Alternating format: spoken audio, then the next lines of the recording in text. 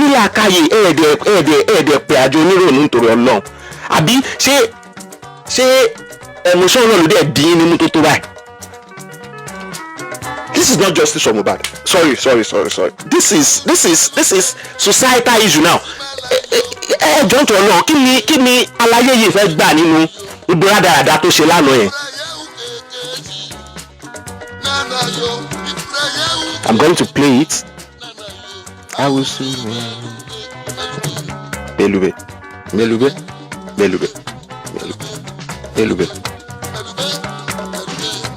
I'm going to play this. I want us to listen to how stupid, how demeaning, how crazy this man is now. I mean, your fabiyi they should check his cognitive what do they put it now? I think he has a cognitive, I don't know, maybe the man is sick in the head. I don't know, Yomi Fabiyi, are you sick in the head? Because ayé ṣe ni ṣé wọ́n ti ṣàṣì ẹ ní Yomi tó bá ti ṣàṣì ẹ ìṣàṣì ló wá ń fa gbogbo kéèyàn mọ̀ fẹ́ ju ara ẹ̀ bọ̀ látòkè o.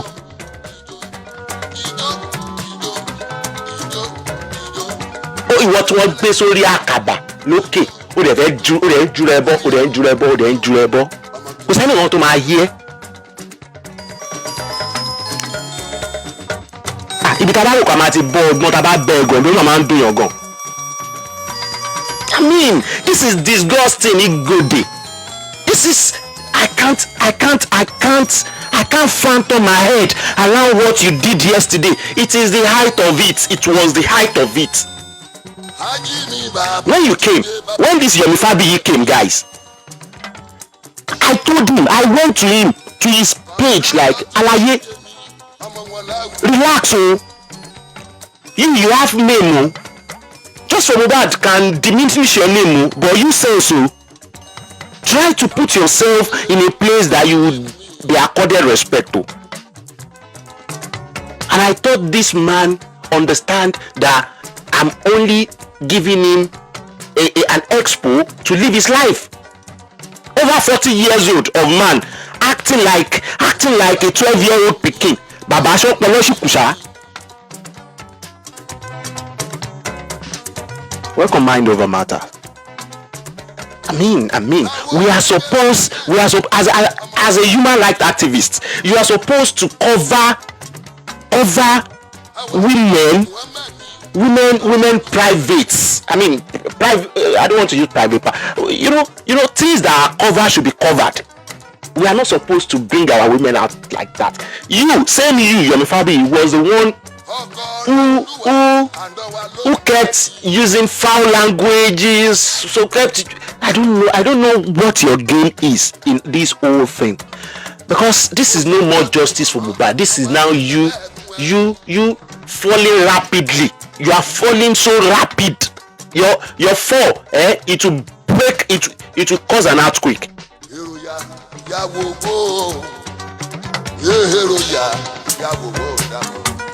Ijebu, good morning. I can't wrap my head around what you did yesterday, Yomi Fabiyi. Okay, what are you even trying to prove? Sure, you are trying to prove that you strapped the lady. Everyone knows that. Are you not supposed to just keep quiet? Keep the shut up. Wá gbé ẹnu ẹ tókè. Ó gbé mọ́tì sálẹ̀. Ó bẹ̀rẹ̀ sí ní bú obìnrin, ó bẹ̀rẹ̀ sí ní fi ibi tí ó gbà jáde, ó bẹ̀rẹ̀ sí ní fẹnu ṣátẹ̀. Yomi Fabiyi, you are done with. You are done. I can tell you for free, you are done. You are done. I don't know what you can do to erase what you did yesterday. Irrespective of what the lady is doing, more ekuton lesi ejo to le lana yen, ejo yen ti o ti ba oruko e je patapata Yomi Fabiyi. I put you at armlet. Èmi kon mo ma fi ẹnu mi já èyàn bo. Man so, I've always been saying this thing to you guys that I would not be among people that would ẹni tó ti wà lókè tí ma fi ẹnu mi já bo. Àti nǹkan tó bá ń ṣe tí ò bá ti bá mi lára mu, Hamlet, I will leave you on the side. I will let you have your way, and I might criticize your actions from afar. I will not even near you. Have you so much put all your life, all your hopes in justice for Mohbad that when they withdrew their support from you, you felt nothing more than to go all out and destroy yourself? Yomi Fabiyi, this is the beginning of destruction for you. You destroyed who you are yesterday. Based on what you said, I'm not it's not as if I'm trying to exaggerate the matter. I'll play it because I have the record. I will play it so that people will. I know people listened yesterday, so that we can look at what we can see what you're saying and understand your part. I am not among people that just want to criticize you for criticism's sake. No, I want to criticize you so that you get better, but I don't feel you're getting better. You are getting worse. Now I want to play this, analyze this, criticize you so that others can learn. Others can learn that you don't put women down. Ní kò sí nǹkan tó lè ṣe. Obìnrin àwọn ló láyé. Let me lecture you, Yomi Fabiyi. Ìdí obìnrin ló gbà jáde, ìyá ẹ̀ obìnrin nìyá ẹ̀. Kò sí in any form tó yẹ kó máa bú obìnrin. Tó bá ń bú obìnrin, èèyàn máa ń yọ sọ́ọ̀kì sóbìnrin, èèyàn máa ń yọ sọ́ọ̀bù fún obìnrin ní pé wà kàn ra ayọ́ kékeré wà kúrò mẹ́ ayọ́ azanọ́kùnrin. Wọ́n wá ó tiẹ̀ yọ sọ́ọ̀bù. Ó rìkọ́ọ̀dì ibi tó gbà jáde, ó fẹnu tẹ́ńbẹ́lú ẹ̀, ó fẹnu ṣáká ibi tó gbà jáde. Ọmọ ìwọ Yomi Fabiyi tún bá mi lẹ́rù o, wípé kí èèyàn fẹ́ fi ẹnu ara ẹ̀ bá ara ẹ̀ jẹ́, ìwọ ìtún bá mi lẹ́rù ilé ayé. Listen to these guys, listen. I will tell you what is going on, you will see very clearly. Justice is coming from Mohbad. If even ministers, governors, there was limit actually doing is that they are working for murderers, assassins, cultists to pervert the way of justice.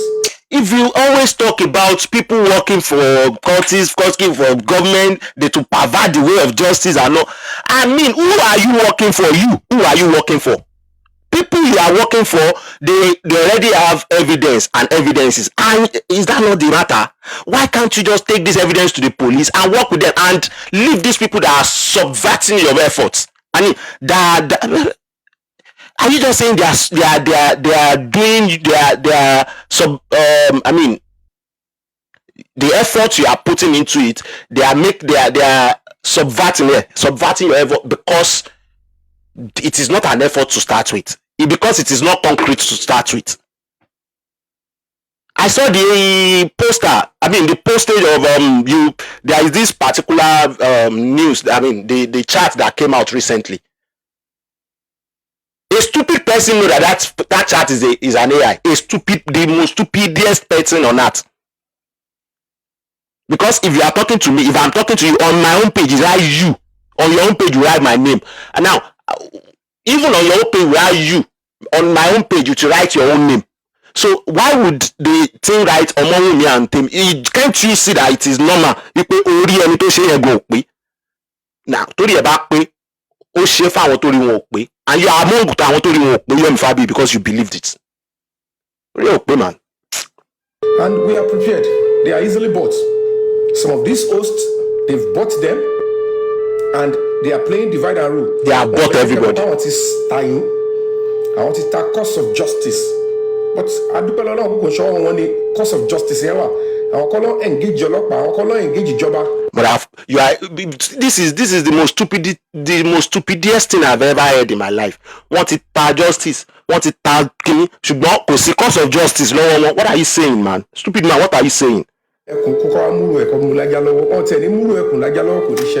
guys, keep your fingers crossed. I am not bothered. The only thing I can assure you is I've not seen anything, I've not listened to anything. I'm too big and too refined for that. But I have to. The little ones that are very, very important, they came to tell me, I am not all out to disgrace women. But you are out. See that statement. I am not all out to disgrace women, but you are just out to disgrace women. And at that point, and you are even begging them that please, I want to come and disgrace you, but it will not be much. ẹ̀yin èèyàn ẹjọ́ ń tọrọ lọ tẹ́ bá ń bímọ ẹ lọ́ máa wà kọ́sẹ̀ ẹjẹ́ ayé àwọn ọmọ wọn. Oríyọmí yìí ẹ̀kọ́ ti rọ́pa ẹ̀kọ́ ti rọ́ máa ìpà ti pẹ́ ẹ̀kọ́ ti rọ́pa láti kékeré. This is a disgrace to our society. This is a disgrace to your family, your family. Disgrace to your own family, because if I can't imagine I am one of your family and I am listening to what you are saying now, I would láyé mo máa disown ẹ Yomi Fabiyi, mo máa disown ẹ, rubbish nǹkan tó ń ṣe yìí. See what you just said. The course of justice is not in their hand, but they've sold it. Báwo lẹni nǹkan tí mi ń ṣe tèmi tí mi ò ní agbára ẹ̀ lọ́wọ́, how do I have to sell it? How can I sell it, Yomi? The only thing I can assure you is I've not seen anything, I've not listened to anything. I'm too big and too refined for that, but I have to. The little ones that are very, very important, they came to tell me, I am not all out to disgrace women. I don't disgrace women. So this man knew what he was doing from the onset. Yomi Fabiyi mọ nǹkan tó fẹ́ ṣe láti ilẹ̀. You can't tell me pé kò mọ nǹkan tó ń ṣe. Yomi Fabiyi, look at this. Before he played this, I was like, kí ni Yomi Fabiyi fẹ́ play? Mama lọ play obìnrin bí tẹ́tí ń dóra yín. Mama bá ti ara ẹ jẹ́. I like him. Mo like ẹ pé, kì í ṣe kó bí àǹtorí maybe he knows how to act. No, he has always been a very mediocre, very mediocre artist to me. So mediocre. But all the same, but the fact that he knows how to channel his words, he knows how to bring himself out, like trying to galvanize here and there. I like his energy. That is something I like about him. But then, ìyá mi obìnrin, àwọn àbúrò tí mo ní obìnrin ni wọ́n, ọmọ tí mo bí obìnrin, máa ṣe wá máa gbà láti jẹ́ kí orú àwọn èèyàn tí ò dámọ̀ kankan bí Yomi Fabiyi máa bú obìnrin, máa yí obìnrin nílẹ̀. Ẹ̀yin obìnrin tẹ́ bá sì wà ní around Yomi Fabiyi, what to you? Ẹ ṣe èèyàn, ẹranko ni. Yes, I'm saying it. Your animal ẹ̀yin obìnrin tẹ́ bá sì wà around Yomi Fabiyi at this point in time. Tí lè dúró ti obìnrin ẹgbẹ́ yín tí Yomi Fabiyi ń wọ́ nílẹ̀ tuurutu báyìí. Abẹ́yìn náà fẹ́ dóko Yomi Fabiyi. Magi ìsebẹ̀ mo gbọ́ tó fi ẹ́ ṣe moderator lánàá. I know you asked for moderator. Ẹ̀yin tẹ́ ìjàmọ̀ kankan tẹ́ pé ẹ bá ti rí celebrity. What is celebrate? Kí lẹ ń celebrate nípa Yomi Fabiyi? What is a celebrity act of Yomi Fabiyi?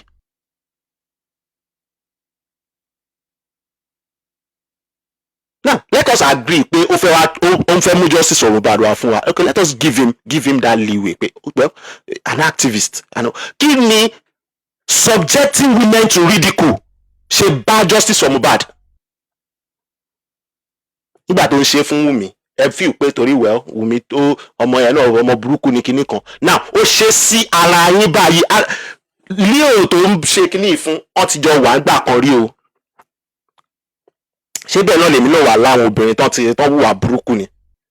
Tó ìwà tá a ní pé ìwọ nǹkan tó ìwà yìí a ní nǹkan tá a lè fi ṣe mẹ́ lọ́wọ́.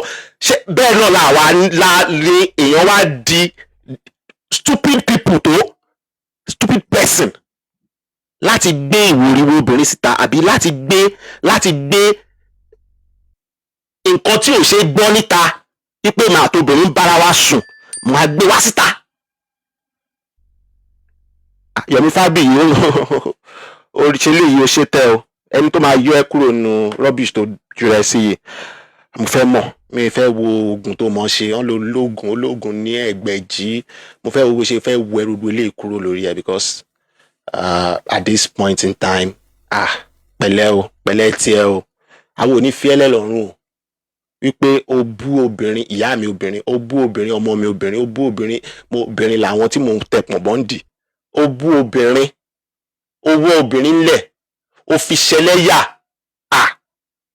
Tó bá máa bọ́nu ilé ìyá apẹ́ o, apẹ́ gan. Ọlọ́run dẹ̀ ló lè yẹ kó bọ́nu ẹ̀ because èmi máa post kíní yìí sórí page mi. Ó dẹ̀ mọ̀, you know me now, post ẹ lórí page mi máa ń lọ fà dáadáa Yomi, a lọ fà. Màá tún jẹ́ káwọn èèyàn mọ irú èèyàn tó jẹ́, èèyàn rádaràda tó jẹ́ láti máa fi obìnrin wọ́lẹ̀ sọ wọ́n di gbákulẹ̀. Let's listen please. Rubbish women, but sometimes some criminals that are hell-bent in destroying people that are fighting a good cause, they will be hiding behind fracas, hiding behind dragging. But what they are actually doing is that they are working for murderers, assassins, cultists to pervert the way of justice. And we are prepared. They are easily bought. Some of these hosts, they've bought them and they are playing divide and rule. I want to take cause of justice. But I do not show on the cause of justice. I will engage your law, I will engage Joba, I will engage Lejo. So, because they don't have that power, they wanted to put their own people so that they can act as if the public are already engaged and then they will deceive all of you. Amazing, I'm taking my stand to stay. So I'm going to be proving that to you. While I do that, I'll talk a little bit and I'll go ahead and be playing on my social media. Oh my God. Wumi, ṣó lọ má ṣàṣì sí Yomi ni. Yomi wọ́n ti ṣàṣì ẹ. Wàláhì àṣàṣì mú ẹ. Àṣàṣì mú ẹ. Mo rò pé ó gbóná ni, mo rò pé ó dúró tán. Mo rò pé ó dúró tán. Ọmọ wọn ṣàṣì ẹ lánàá yẹn dẹ̀ gba ẹ mú. Wọ́n ṣàṣì ẹ gidi. Wọ́n mú ẹ ṣíkún inú àgọ́ wọn ló wà báyìí. Because eléyìí tó ṣe yìí ò lè kúrò ńbẹ̀. The impetus pé tí ọkọ record nígbà tẹ̀ ń dóra yín. Ìyẹn kan lọ́tọ̀. Carbon torí ó ní fún evidence. Ó ti ìwọ ló orchestrate irú ìjọba ẹ̀. Wípé tó bá máa fi di irú ìjọba ẹ̀. Tí wọ́n bá fẹ́ ṣe irú nǹkan báyìí máa gbélé jáde. I mean o fẹ́ wẹrẹ mọ́.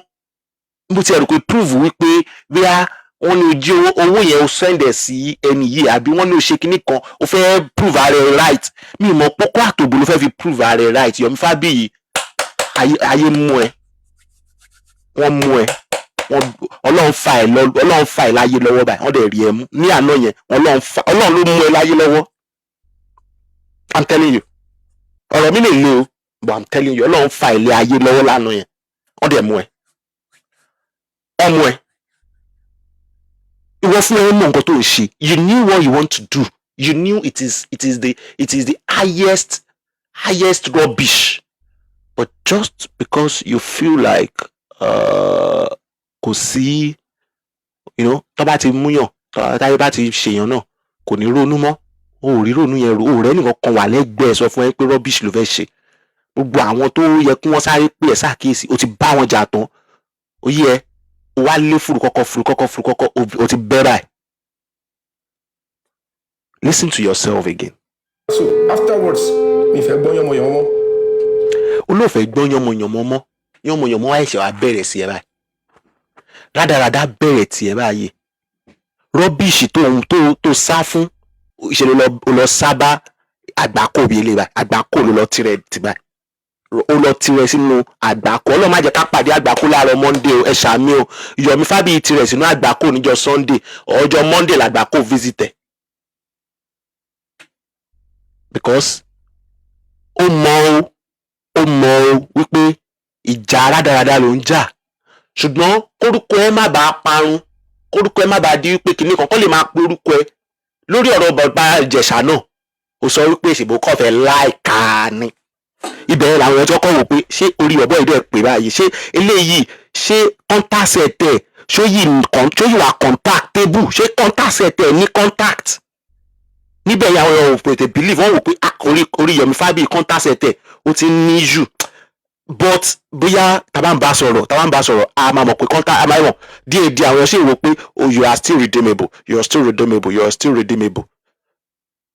Ìgbà tó wá tirẹ̀ ẹbọ justice for Mohbad, people were like, well, ṣebí Yomi ni, let's ibi tó kọ́kọ́ gbà lọ, ó kọ́kọ́ fẹ́ bú ẹ̀rọ Mohbad outrightly. Ó mọ̀ wípé ibi tó ẹ̀rọ Mohbad wà yẹn, ó mọ̀ pé ibi tó dúró sí yẹn, ibi òun fúnra ẹ̀ kò dúró dáadáa. Now ó wàá fẹ́ lọ bẹ̀ ibi táwọn èèyàn kojú wọ tó mọ̀ wípé wàá ti rí soft landing, ibi tá àwùjọ àwọn èèyàn sì wà as per activist tó jẹ́ tó yẹ kó change narrative tó yẹ kó jẹ́ kí narrative right.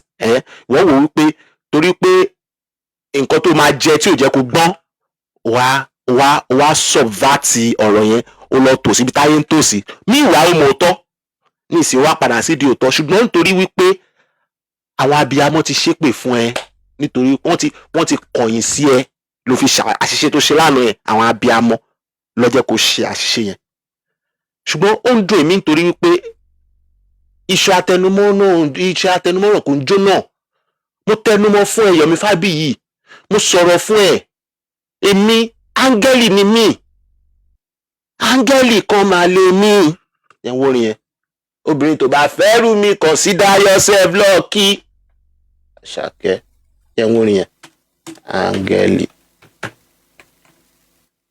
sórí mo rí ẹ as pé a gbọ́dọ̀ jẹ́ kẹ́ni yìí jábọ̀ ṣùgbọ́n ọmọ lẹ́ńlẹ̀ tẹ́lẹ̀ tó bá gbé sórí bẹ́ẹ̀dì á jábọ̀ kò sọgbọ́n ẹ̀ tó bá gbé sórí bẹ́ẹ̀dì á jábọ̀ ọmọ lẹ́ńlẹ̀ kò síbi tó lè gbé ọmọ lẹ́ńlẹ̀ sí á jábọ̀ ọmọ lẹ́ńlẹ̀ á jábọ̀ ṣáà ni you belong to the floor gbogbo àwọn tó kàn ń orí pé gbogbo àwọn tẹjọ́ ń ṣe kí lorúkọ ẹ̀ gan they don't reckon with you because they know you are a failure you are no what have you done look at you I might not have what you have but I plan to have more than this and I don't plan to jábọ́ bó ṣe ń jábọ́ yìí nítorí ìjẹkújẹ.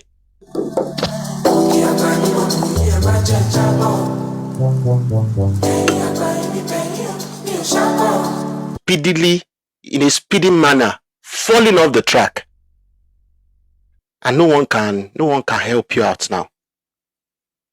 Nǹkan tí mo ṣe máa ń bẹ̀ ẹ̀yin èèyàn nìyẹn pé ẹ jẹ́ ká máa sọ òótọ́.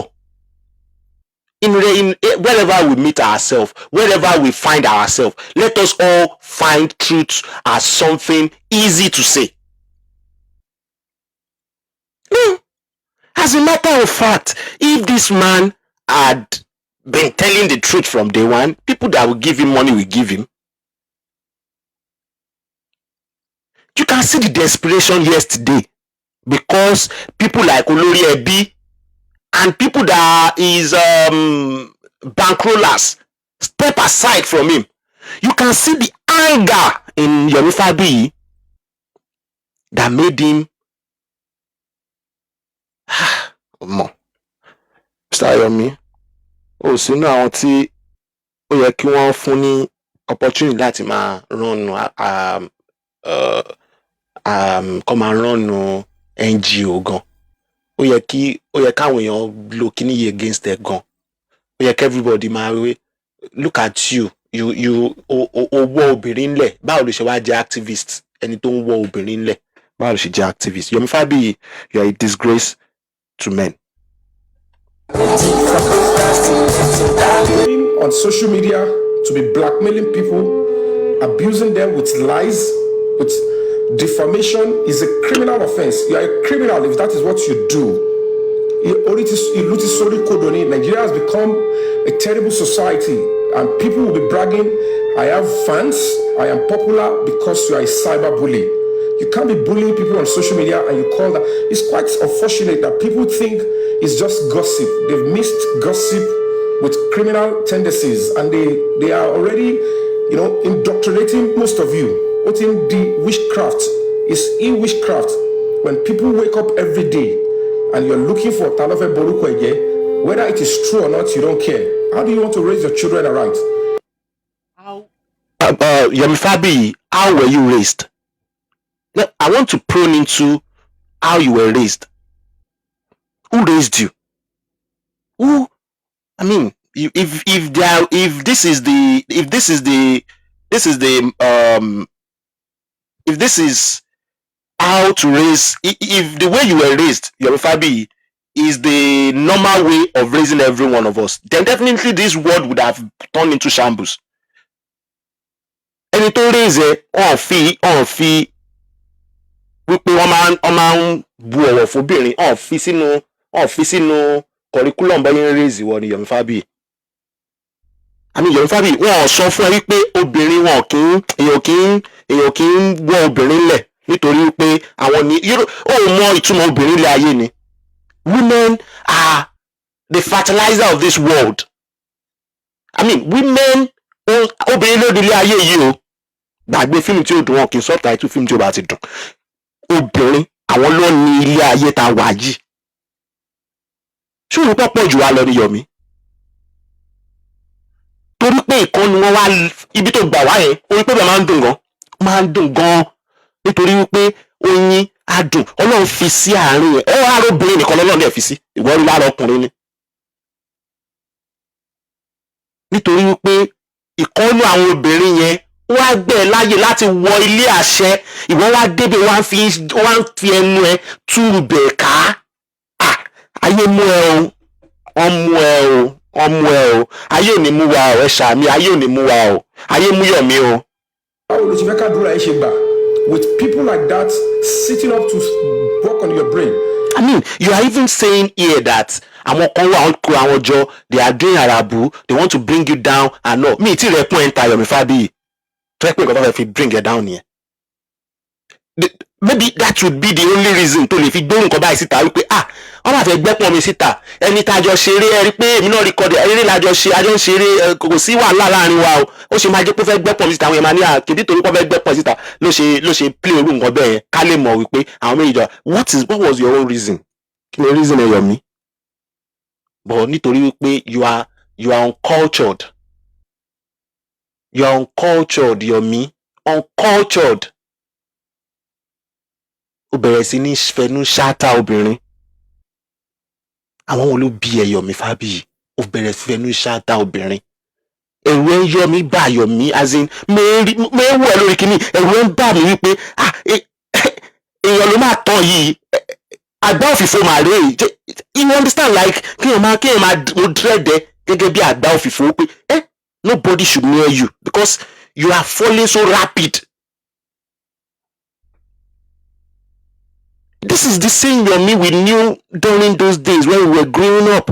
I mean, when we were growing up, Yomi Fabiyi, you were talk of not so good, not so exceptional. Not that you are so exceptional, but then the fact that you were once in our faces on our screen, it's enough reason to give you the respect, just to respect you. And I want, But Shamawa gbà máa mú allegation tó wà unfounded wá ni. àwọn èèyàn sọ pé àìní nǹkan everybody gbà, ìwọ yìí dúró tí nítorí àjẹkújẹ tó fẹ́ jẹ. now one of your àwọn inú àwọn kan náà tẹjọ ń tẹ̀léra ìyẹn náà mú kíní yẹn wá sọ́dọ̀ mi. I think the second day mi ò tiẹ̀ tí tètè rí wọ́n dẹ̀ fi hàn mí, mo ní eléyìí gèǹjẹ lélẹ́ olúwọlé, ẹni yẹn bá mi jà ó ní láéláé ó ṣe gèǹjẹ. Maybe the third or fourth day láì ṣe wàá rí pé gèǹjẹ, àwọn èèyàn ṣe wàá understand pé gèǹjẹ wèrè ló ń gbé ká. ìwé rẹ̀ sì jókòó tì. I wonder why they don't answer you in all these police station and all.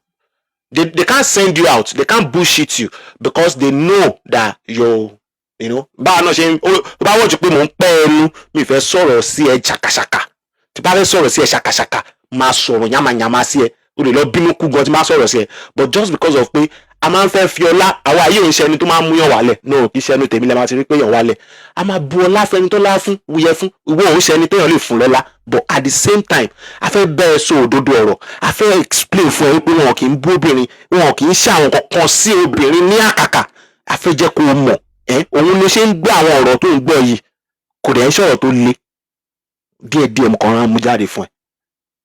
Yomi o ti ń tán o, ọlọ́ọ̀dẹ̀ ní jẹ́ kó tán o. Mo gbàdúrà fún ẹ lénìí yìí, àwọn abiyamọ ayé ẹ bá mi dáríjì Yomi o, ó ti fẹnu ṣáta ara yín o, ẹ bá mi dáríjì Yomi Fabiyi ẹ jọ̀ọ́ o, ẹ̀bẹ̀ lábẹ́ o, ẹ jọ̀ọ́ ẹ má wo ti tiẹ̀, ẹ má wo ti Yomi Fabiyi yìí, ẹlẹ́nu kẹ́nu ni. mi rò pé ó yẹ kóbìnrin kan gbé òbò fún ẹ dó mọ́ Yomi. olórí burúkú obìnrin ló máa gbé òbò fún ìwọ kiss and tell. àwọn ọkùnrin tó ń ba ayé ọkùnrin jẹ́ rè, àwọn ọkùnrin táwọn ọkùnrin kan máa rí, táwọn obìnrin kan máa rí, máa ní ṣebí ọkùnrin gbogbo yín nǹkan kan náà ni. You are a disgrace to manhood, Yomi. A disgrace to manhood. If you do like this, I want to run away from manliness. I want to cut away my prick because I can't imagine I have a pic with yours. Oh, hey, get me power tap. One for me because I'm not showing my face. I have a nice face. If you could see it, I'm wearing a black hat, and I'm wearing, and I'm in my house. I'm in my studio, but at the same time, please, I just want to leave it this way. Can you please help me power tap? Can you please? If you are Yomi Fabiyi's fan, you can record this and take it to him. I'm not doing all this to bring him down or anything. I'm just doing all this so that he would understand and retract his steps. I will give an example of Papariano. Whenever I go to Papariano's platform in those days, I always let him know we are not of the same school of thought. We are not of the same school of thought. But I will listen to you. Do me the same thing as to listen to me. And when Papariano ń gbà ẹ náà tóun náà bẹ̀rẹ̀ sí í ṣe ládàáda tó ń fẹ́ máa nǹkan tá a mọ̀ ọmọ tá a fi tó fi bẹ̀rẹ̀ pé ń kó àwọn èèyàn jọ tó ti di pé òun náà ti fẹ́ máa ní cups bẹ̀rẹ̀rẹ̀ a kú sọ fún òun náà ó tó di pé ó jájọ lójú. Àwọn òsínú àwọn tó máa sọ pé justice for Mohbad ẹ mọ̀ wá mi ìfẹ́ kẹ́ mọ̀ mí èmi ò tiẹ̀ fẹ́ kẹ́ mọ̀ mí ṣùgbọ́n bí múṣemúṣe kí ni màá ṣe dáhùn tí everybody máa wà òkè ó kàn mí bó ṣe máa di wípé àní máa fi ẹnu ara wa gbẹ ìpè fúnra wa ó kàn èmi bí mental health ń ṣe máa wà resolved ó kàn mí ẹ má dàgbé anytime I come online like this I always talk about your mental health because I know this is facade from day one. Everybody knew, not everybody, but some right thinking people knew all these things are just joke from day one. And if you have been gaslighted into this thing by the likes of Yomi Fabiyi, by the likes of Papariano, by the likes of Baba Mohbad, it is high time you wake up from your slumber. That these people, you always see them having problems all the time. It means that they build a house on a nonsense foundation. They don't have a foundation. They build their house on lies. As you can see how they are falling rapidly. And Yomi Fabiyi lay claim to what he said 2 years ago. Tọ́ba mú jáde fún pé nǹkan tó sọ 2 years ago ni. Pẹ̀lú nǹkan tó sọ sí ṣó papọ̀ ẹ lọ wò. It means that they are just going with the trend. They don't really know what they are doing. Yomi Fabiyi ò mọ̀ nǹkan tó ń ṣe now. Papariano gbogbo àwọn yẹn ò mọ̀ nǹkan tó ń ṣe. What if ló ń ṣe? Now tó bá rí àwọn èèyàn tí wọ́n ti kúrò nínú kùkùn wọn yẹn wọ́n á sáré pé yìí ní pé ẹ ti lọ gbówó lọ́wọ́ kíní kan like what this stupid person is also saying. Wípé olórí ẹbí ò ti gbówó bì kan òun ń ṣiṣẹ́ fẹ́ nìkan ṣé o mọ̀ pọ̀lọ́ wá I mean from day one February ni wọ́n ti lọ gbé ẹsẹ̀ lé owó Mohbad tí wọ́n ti lọ gbé gidi pé ẹnìkankan ikú tó bá ń jáde níbà kò gbúdọ̀ bọ́ sọ́wọ́ anybody. Ibo ni Wùmí yẹn ti fẹ́ máa rówó ná fún gbogbo àwọn tó ń tẹ̀lé yẹn ìbí ni owó Mohbad ni ṣé owó Mohbad jáde síta. Most of these people don't know what they are doing. Everybody just want to come online and talk. A fẹ́ sọ̀rọ̀, a fẹ́ wà pẹ̀lú celebrity, a fẹ́ kí celebrity bá wa sọ̀rọ̀, a fẹ́ wà lórí panel ẹ̀. Stupid people everywhere. Òun nìyẹn sì yìí rí bọ́ ṣe ń kọ́ àwọn ọmọ Nàìjíríà rí agbọn ta bára wa gẹ́gẹ́ bí aráàlú gẹ́gẹ́ bí ìṣọ̀kan ìlú wo nǹkan ta bára wa dé nítorí pé a fúnrú àwọn Yomi Fabiyi ní essence láti máa lórí wa. Let me just feel because èmi ò kò lórí tèmi o no. I speak the truth to power every time. Anytime I speak with him I tell him the truth. Because mo mọ̀ bí a máa kú lọ́la mi ní regret ní nítorí pé mi ì sọ òótọ́ màá jẹ́ kó mọ̀ kíákíá mo ti máa sọ fún mo wà ní àwọn tí ò like kò dẹ̀ mi ì dẹ̀ fẹ́ kó like mi ṣùgbọ́n Ọlọ́run máa pa mí kí lè máa sọ tọ̀rọ̀ fún ẹ gẹ́gẹ́ bí òótọ́ ọ̀rọ̀ tí mo sọ fún ẹ ara ẹ̀ ní tèmi yìí Yomi Fabiyi o ti ré bọ́ lórí àkàbà àti gbé ẹ sókè ó dọwọ́ Ọlọ́run ó ti ṣe àwọn ayé ó ṣe àwọn ìyá mi ó ti ara lé ò jábọ́. In 10 years 20 years ọmọ ẹ Kòrédé á rí kíní yìí ẹ wo mi wọ́n ti restrict me o maybe ẹ jọ ṣáà bá mi power tap wọ́n ti restrict kíní yìí and I'm not ready to even. Okay, thank you jare. tẹ bá watch ẹ náà tẹ bá ti rí àwọn tó máa sọ pé ẹnìkan ò ní ọpọlọ ẹ lọ wọ ọpọlọ tiẹ̀ ẹ máa rí pé àgbá òfìfo lúró èèyàn mẹ́rin náà gbé sórí. ẹ tiẹ̀ ní sùúrù àwọn tó ń follow Yomi Fabiyi gan báwo lẹ ṣe lè quantify medulla àwọn báwo lẹ ṣe lè quantify orí wọn tẹ bá ríyàn tó ń follow Yomi Fabiyi báwo lẹ ṣe lè quantify orí ẹ báwo lẹ ṣe lè quantify orí ẹni tó ń tẹ̀lé Yomi Fabiyi pé orí ẹni yìí pé o ṣe lè sọ pé orí ẹni tó bá ń follow Yomi Fabiyi orí ẹ pé. Everything Yomi Fabiyi has been asking you for is money to galvanize, to pay people, to mobilize, to do crowdfunding, to do protests, to nothing. No, there is nothing really concrete about justice for Mohbad. If you ask, just paro àti ọ̀dọ̀ fínú ti tiẹ̀ now. I mean, call your thinking faculty and look at Yomi Fabiyi's his pattern, and you will realize that he is only interested in protests, galvanizing, because that is where he's going to see his money. Ṣáàánú wọn máa ń lulẹ̀ ni ẹni tó bá nu ọmọ ṣó máa ń nu ilẹ̀ ni. Let's listen to you, Yomi. Some of your people are here, and thank God, my dear. Tèmi ni Ayọ̀míkún. I don't have a moderator and I'm not going to block you, so you can continue writing whatever you want to write. Kò yí ẹ máa kọ́ lọ mi ò ní moderator mi ìdẹ̀fẹ̀ kẹ́ni kankan gan dẹ́ lóhùn orí pé kò sẹ́ni tó dẹ́ lóhùn kò sọ́pọlọ lórí ẹ̀ à ń gbòòrò mọ́ adìyẹ yín lọ́wọ́ kú ó ní kọ́ lọ tó yẹ kó lọ sórí àkìtàn kó lọ jẹ inú mi dùn kóbìnrin ni ẹ ó lè jẹ́ ìwọ ni Yomi Fabiyi fẹ́ mẹ́pọ̀n fún next ààrùn bú ẹ̀ńtà olórí burúkú. ó ti dájú pé ègún náà fi sign and transfer sí so find a way to not only recuse yourself from that, find a way to just bring yourself out of it, because what you want to do is control, intimidation. They don't care if it is like, but for this person, he is perhaps almost the last person to Yakashiri too, so that justice from God can push forward. Because I've said it long ago, Tashiri the journey for justice from God, and we are now so close. But once again, before I start exposing what I need to expose, I'm saying this on my honor. I am not kiss and tell, but Yomi, you are kiss and tell. O máa ń ba obìnrin jẹ́, o máa ń dojú ti obìnrin. Láti ilẹ̀, kò sí anybody tí ò mọ ibi tí phrase pátápátá ti wá.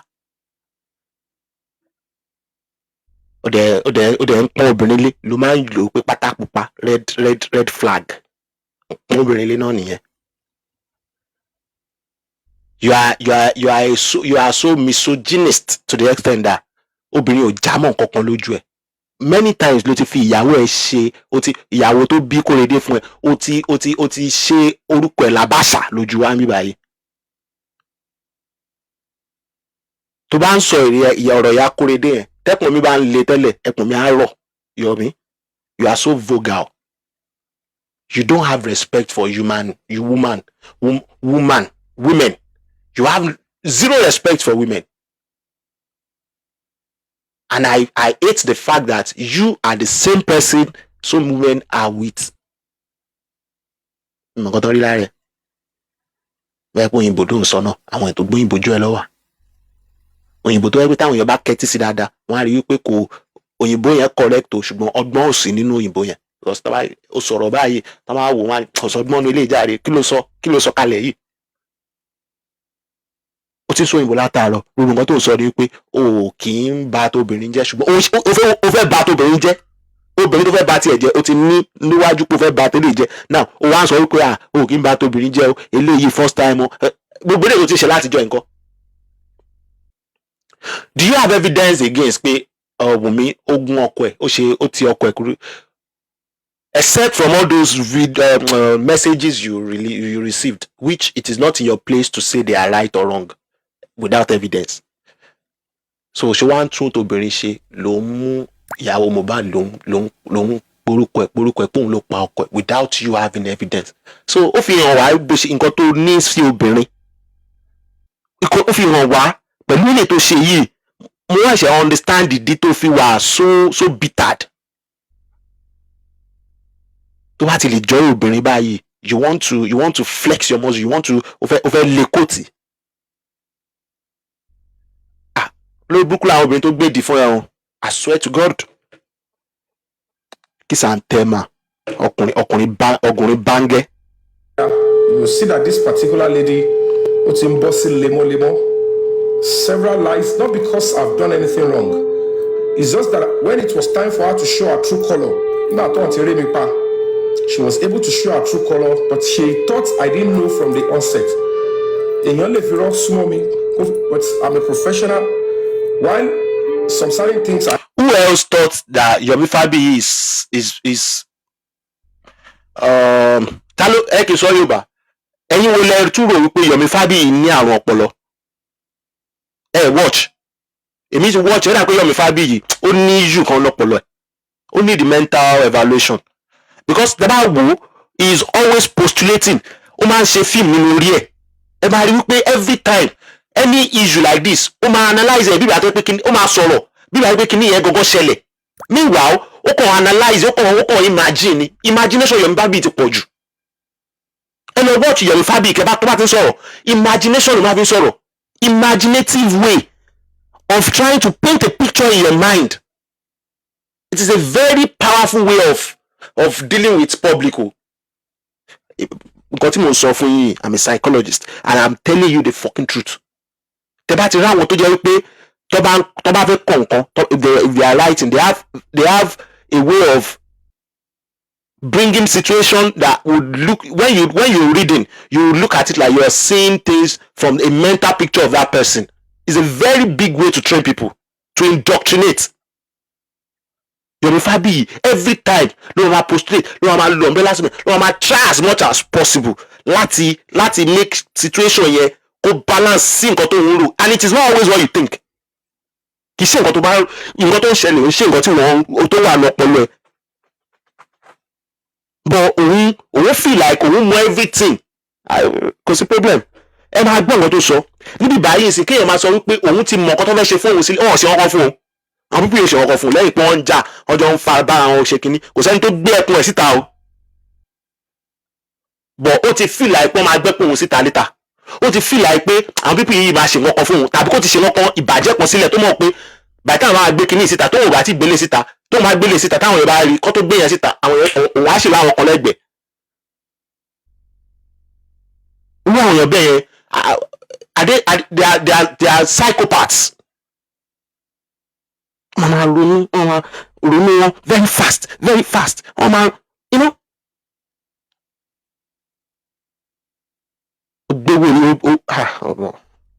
Choice tó bá sọ pé o fẹ́ yẹlẹ̀ ikú ni so o máa tẹ́rí sí ṣùgbọ́n wàá protect ara ẹ̀, and that is what you're going to be getting here. So it's quite risky, you know. You want to go through justice, you want to ensure that if the father of the boy is complicit in the killing of Mohbad, he should pay for his crime. In the majority of these people can't do it, and it's not going to go without them coming after you consequence. So when you see anybody justice tele and they are now so bloated up and they want to come after me, they are not just criminals. They are deceiving you with his fracas, is this your misbehavior. No, they are looking for ways to weaken me, to stop me from pursuing what we're pursuing. What are you pursuing, Yomi Fabiyi? What nonsense are you pursuing for more than 2.5 years? What are you pursuing?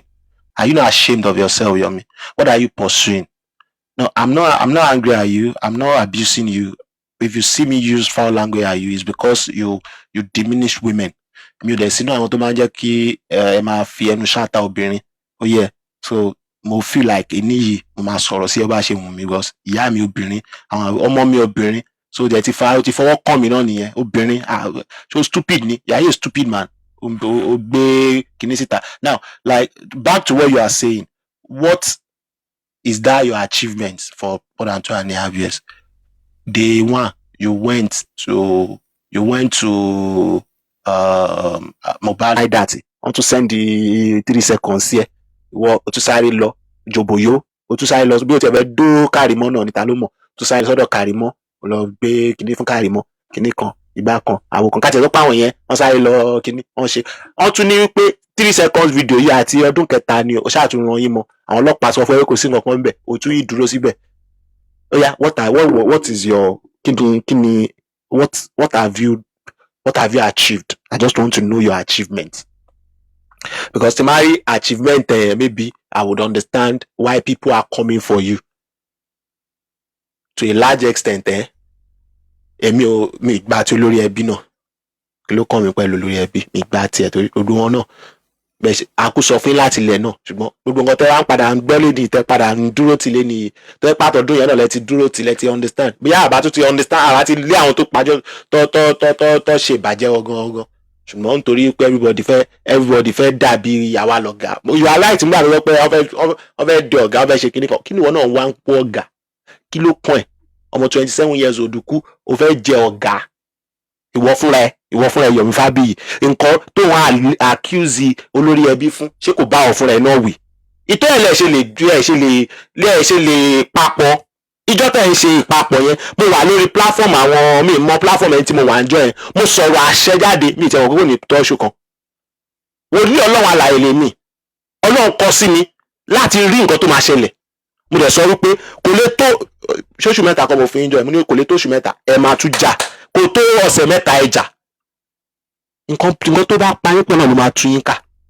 can't you see nǹkan tó pa yín pọ̀ òun náà ló máa tún yín ká. Anyways, I just want you to Dabs má bínú bàbá mi. Wetin dey happen? Me I do. I no come know wetin dey happen like this o. Baba shey you don marry? Why you dey ask wetin happen? And I mean, me I don born.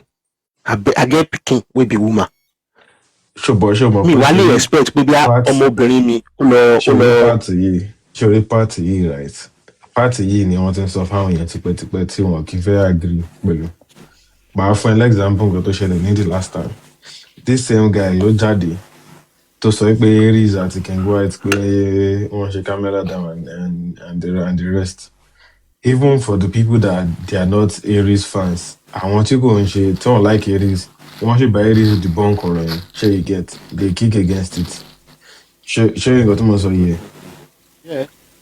Wọ́n mọ̀ pé nǹkan tó bá ṣe fún èèyàn kan ní time kan tẹ́ bá support ẹ̀, ó máa padà ṣe fún ẹ tó bá súnmọ́. Fún ẹ̀yin náà. Ṣé you get? Now wetin people no really understand be that tó bá wọ́n ti para fún ọ̀bọ yìí nígbà tó yẹ pé ó ti ń sọ àwọn nǹkan tí kò make sense nígbà yẹn. Àwọn ẹ̀ ní dé stage yìí náà. Ṣé yìí náà lọ? Dabs, and in here annoying.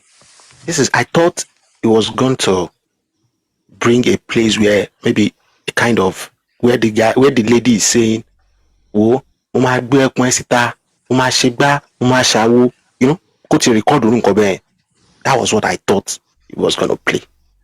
Mm-hmm. Until when I saw that maybe he kept his phone somewhere. That is a pre-planned action. You kept your phone somewhere and was interrogating this person. Òun ló ń ju ọ̀rọ̀ sẹ́ni yẹn. Can you hear the man down? Wọ́n ló tún ṣe ní recording. But ask yourself this thing. Nǹkan tó ṣe ní stage yìí, right? Ó ti ṣe fún so many people. Ìgbà tó ṣe the last time for more success. This same girl, this same person tó ń bá fà ní time yìí. Òun náà wà ń bẹ̀ ń gbà yẹn tó ṣe for more success, right? Tí kò dẹ̀ lè kick against nǹkan tí wọ́n bọ́ yẹn ṣe ń gbà yẹn.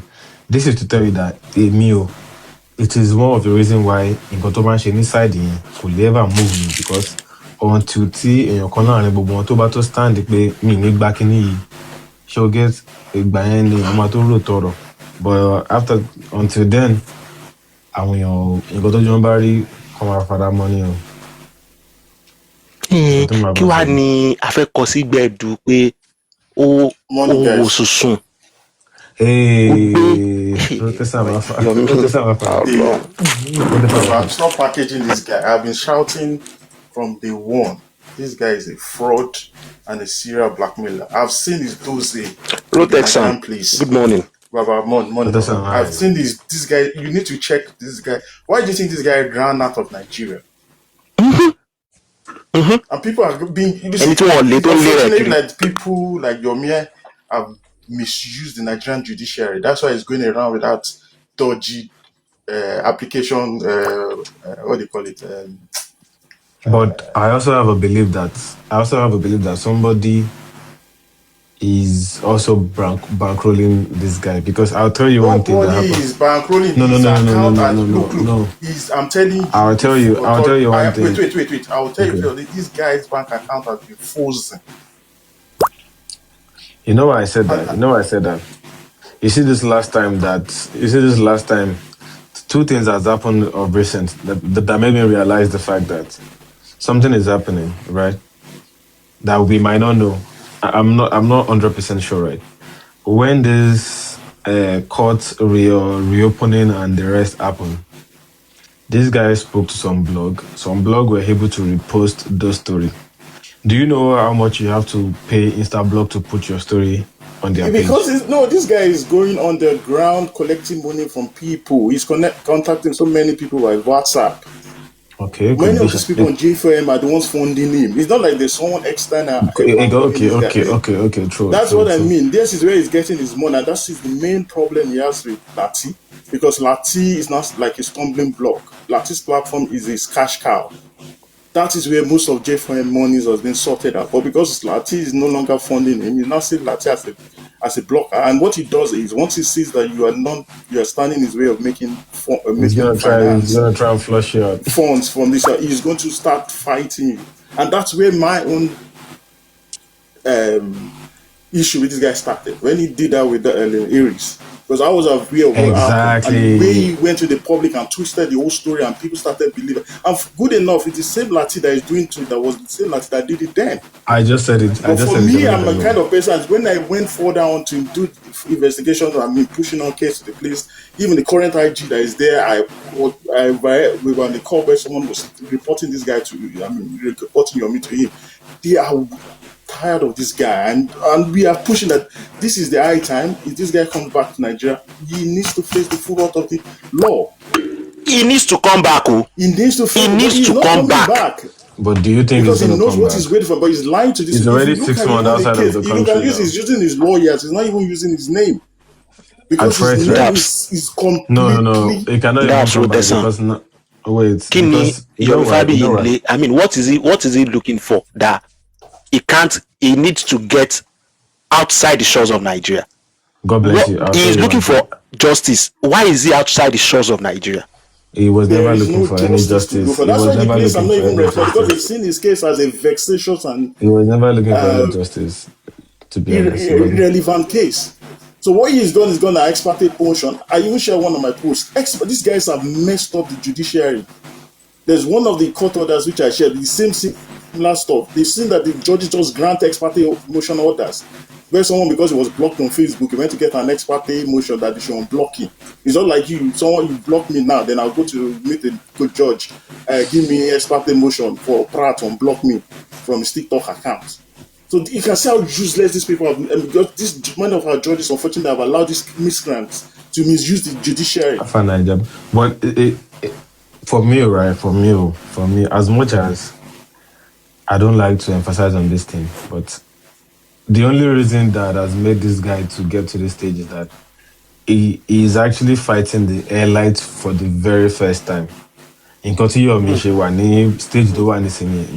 in the previous cases that he has handled, I'm not gonna lie, he has done the same thing, and he actually, he got away with it. What changed in this case is that there are many airlights in this course, and has find a way to make sure he pays his dues. The case of Dabs, can I ask you a Right. question alongside what you're just saying now? wait. Now I'll give you an example. First case, Abasuwe's case, the NDLA saga and the rest. He was there. He was involved in that case. He was part of the people that didn't let Babasue get the right compensation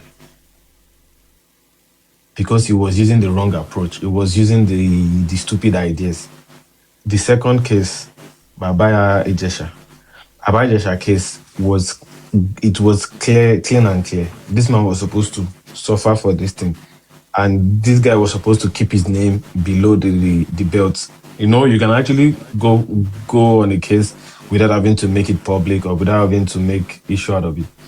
This same guy was the reason why Abaya Ijesha case got to the point where the man almost, I don't know how to put it. He almost turned the case over. Things like this have been happening. The only reason why this one is to long, baby. How did they say that in to long is because Oti Pade and Tiko Paderi. That's the only reason. You can ask me the question now. Yeah, thank you, Dabs. I observed that during Baba Jesha's case, Mr. Yomi Fabiyi was just looking for the least excuse for Baba Jesha, which made him said, "Ṣebí ó kàn fọwọ́ kan ọmọ lẹ́nu, ṣé wọ́n fẹ́ kó see that kind of now." I want to attribute that attitude to attitude of someone who is planning something. I always like to look at people's antecedents and people's pattern and what they are doing presently to see the right course of their action, to understand their action. Now, his approach to justice for Mohbad, right, is not the same approach he used with Baba Jesha.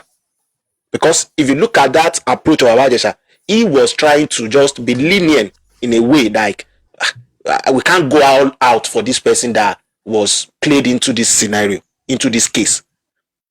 Now, if you want to use that same approach, he would have looked at Mohbad's case dispassionately, like, I think he should have been coming for Baba to lọ somewhere from day one. I want to believe, and this is the question, I want to believe, does it not appear to you, Daps, that Yomi Fabiyi is only jumping on cases that would help him get asylum outside the country? No. That would be so complex. This asylum. I'll tell you what that okay. J4M is. When he got into the J4M, when Udi and Co brought him in, he was really shocked, and with the inundation of funding that people were ready to start donating to him. People were basically, because he went to Mo's house and Lopez, sir, we can hardly hear you.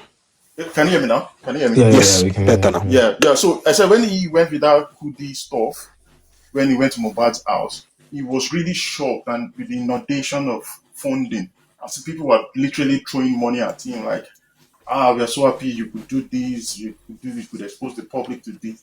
So he was like, man, that's reality, man. This is a guy that's got no really active source of income. And he saw, Exactly. man, these people are throwing money at him, they were worshipping him. Then that thing really got into him, and he thought this is a cash cow that is ready to make out people. He can't tell you he's not. Like, for example, the case he took to Abuja, the first one, that's Damola's case. He went on a different case of that someone wanted to defraud him, but he will come to the public and tell the public, oh, this is related to the Mohbad case. So he's just know that even apart from this, he's got he's a serial blackmailer. That is where he gets his income from in Nigeria. He blackmails people. Unfortunately, he has seen someone like Wumi now. Unfortunately, that's why I have got this grouse against personal vendetta against him. You can see a widow who is really coming out from the shock of losing her husband, and you don't care. And you are building up lies, and because you're a good actor, you've got good oratory skills, and you are building up a story around them, making this lady and her family become spectacle of hate to the public, and you know you are lying. You know you are lying, and you've got no scruples. You've got no sense of guilt inside you. Like a child that is enough that you can, at his age, he can give birth to Gumi, and you are lying every day, and you know the truth. it's a different. I just don't want to say. He's always carrying about. I know how many petitions that they wrote against me. He had maybe 10. Other people had other more than 30. That this girl had to 30 attend to. petition. 30 But he will petitions. go around and say a story that is the Alpha and the Omega that took the case. It was even that movement that made myself and them, Sam Jojo, be aware of all the lies that has been going on. And like, instead of us walking away, unfortunately, I've been associated with people who have been attacking this lady. It would be unfair on my own part. I see the truth and shut my mouth and walk off. I will come and say the truth because I don't give a damn about anybody. I say the truth, and if you don't like my truth, go sort off. This guy is and then all these people, look at the packaging. You get people in front of the court because this guy is trying to build a case for himself in Canada, and he's using these people, using their videos, these manipulations, manipulative lies, and these people continue believing. This guy, if he's looking for justice, he should be in Nigeria campaigning for justice. Look at what's his name, VDM. VDM does not stay in China or do wherever. Even if he's out of the country, he's coming back. He's not running away. You can jail me. You can lock me up. People don't like him. Fine. But there's one thing about him. He's not a coward. He says fight. Wait a So second. you have this. Yeah. 1 minute, please. Sorry. VDM that you mentioned now did something. I always say this. That's multi-solid theory. I have one particular video when VDM was talking about what's this guy's name? Lil Frosh or something. He said something, maybe out of impulse or something. He said, I'm not quoting him verbatim because I can't quote him there. Now he said he's going to give one to the likes of Samilari and what's his name? Neramali. Like he wants to help them that they've helped him once. Right?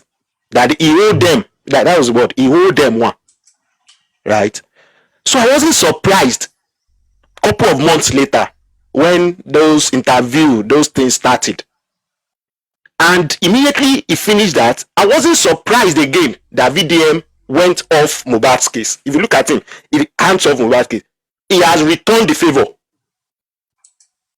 Yeah, Now, everyone. I felt like this man, this particular one now, this one see his lifeline in justice for Mohbad. He has always been saying it. He left his work to come and join justice for Mohbad. I wonder where he is getting money to feed. But I'll tell you one thing If you see today. VDM, Wait. VDM. Arson. Okay, go on. Arson, wait. I'll tell you one thing today. If Yomi stays back in Nigeria, or if Yomi sits back in Nigeria, I can tell you for a fact, chances I would make more money in Nigeria is higher than he would make in Canada or UK, except he gets a full-time job in UK or Canada, which he wouldn't. Because these celebrities, they have this lifestyle of like, they cannot go into the world and then also hard. But if he's in Nigeria, there are some money from parties, MCs, events that can actually put him, even skit making now, that can put him on a middle class enjoyment. What this guy did was the fact that this case ruined so many things for him. This case ruined so many opportunities for him. This case was the conclusion of people thought about him. Some people already had the thought about him from Abajesha's case, right? That this case entirely was what gave the people the opportunity to conclude like, oh boy, you're serious. Emma Baba boy share anything. Share you get. So those were the reason why this guy could not mingle with those in circle again. There are some things I could not do. You get what I'm saying? There were some things I could not do again. There were some places that I could not go again. So he made him as an average person. And now it's very difficult to keep up. To face a full time just to make sure we make a work from there. Would have been sustainable. Like, you get. You got to find RSM, you can talk now. Yeah, let's just clear the VDM. VDM involvement in J4M, he came to clear himself that for him he was correct, was right that Naira was not directly involved in the fire of Mohbad. The case of allegations of bullying is not it was not his forte. So once he was able to clarify that Naira Marley and Co were not directly involved in the fire of Mohbad, his case in Jeffrey finished and he went off. He wasn't bothered about the allegations of bullying and all that one. Just I'm correct. Basically he was trying to protect his brand as media, that he was right in the onset that this child was involved. But in case of the DNA, he knows he's wrong, but he decided to go off completely of that too. So, but in case of Yomi has seen this as a source of income. Why do you think he is always on JFM 24/7? As we are talking like this, once you mention, I'm sure he's in the comments, he's listening. Because this is his industry. He's here. He's here listening to us. He's here listening to us. And as he's listening, my voice is the karma that's going to catch you. I will dedicate everything that is in me to make you Yomi face the full wrath of the law. You can run, you can hide, but you will face that full wrath of the law. Because that attitude of being a serial blackmailer, when you mess up with people, mess up with the emotions of people, and you have no qualms about it, you don't feel guilty, someone has to stand up and poke your face and make you face the full wrath of all your actions. Because you are a very disgusting individual. I'm very sure what happened to you, I'm not a fan of you. You might even have set up a video recording the sexual act. For a man to record, you can see how evil that guy is. And that is what I've been trying to tell these people. Hold on, RSM, maybe what's his gain? Okay, actually, tell anybody about to get close to you, right? As a mad person, Toje, I don't want to call it so that I can TikTok. This attribute of madness. So it's not sugarcoating. Surely, his first aim is to be defensive. That is one thing. To first aim, defensive. Once you start being friends with them, the next thing they are trying to look for is evidence they will use against you in case things go wrong. That is what Kosi and to boy you to play recording there, but you go to be chat chat lele, you get what I'm saying? So it's the common approach. Mo wish if you can come up, Maggie Sebe, maybe I can engage you to know why you are still, as a woman and as someone who wants what is private to be private. Some private things should to be kept private. And as a woman, what is that thing that is magnetizing you with Yomi after everything you are saying? Kini nǹkan tó ń ṣe gangan tó ń wú ẹ lórí Maggie Sebe? Kini Yomi ń ṣe tó ń wú ẹ lórí? Kini ṣé bó ṣe ń bú obìnrin ló like ni? Àbí justice for Mohbad tí ó rí tó kàn fi ọ̀rọ̀ dé everybody mọ́lẹ̀? Are you also aware? And I want to around there. Try to understand nǹkan tó ń rò.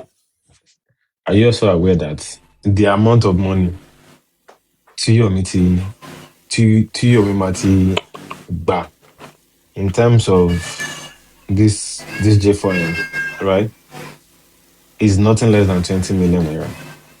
Are you aware of that? No, I'm just saying least. But taba wo Yomi see 20 million naira. Ṣé nǹkan tó yẹ kó máa push bobo ẹ ni 20 million naira. Because if you look at it, how many drive Yomi fabiyi ni as big as it is. Ask yourself this question. Why do you think most of them are on TikTok doing exactly? How many is no funding people? In the movie. How many so people? Yomi has said rather than him being useful, he would rather look at someone's predicament and start using it as a source of income, of revenue. You will look at it like spin your story and say basically he's come to fight for justice or do something. Or if he knows your story, he's going to start blackmailing you. Even if you look at it like that, how many of his sets have been able to make 20 million naira in the space of 2-3 years? Just ask yourself. But yeah, you're right, because yesterday he said something to you can understand the level of poverty to one area. na sọ pé èlò lọ́ọ́ tiẹ̀ fi máa ń ya fíìmù gan 3 million kìíní kan ó lóun I've spent nothing less than 20 million of my money according to him now ó ní tóun bá tiẹ̀ máa ya fíìmù 3 million 4 million lọ́ fi ń ya fíìmù now bóyá sọ̀rọ̀ yẹn mo ní àbájọ àbájọ táwọn èèyàn ya fíìmù 150 million naira. That's to tell you. I mean Àwọn movie YouTube ló máa ń ṣe náà. Ẹ máa rí level of poverty tó wà lórí ẹ̀ kò ń ṣe ẹnìkan tó ń aim higher ju bó ṣe wà yẹn lọ lẹ ṣe máa rí tó feel like pé Yomi Fabiyi feel like having an NGO or becoming an human rights activist and having an NGO is already something he needs to be celebrating. No. This guy already had NGO during the case of. A lady said you should pick her up or something. No, I think she's already. Yeah, she's on.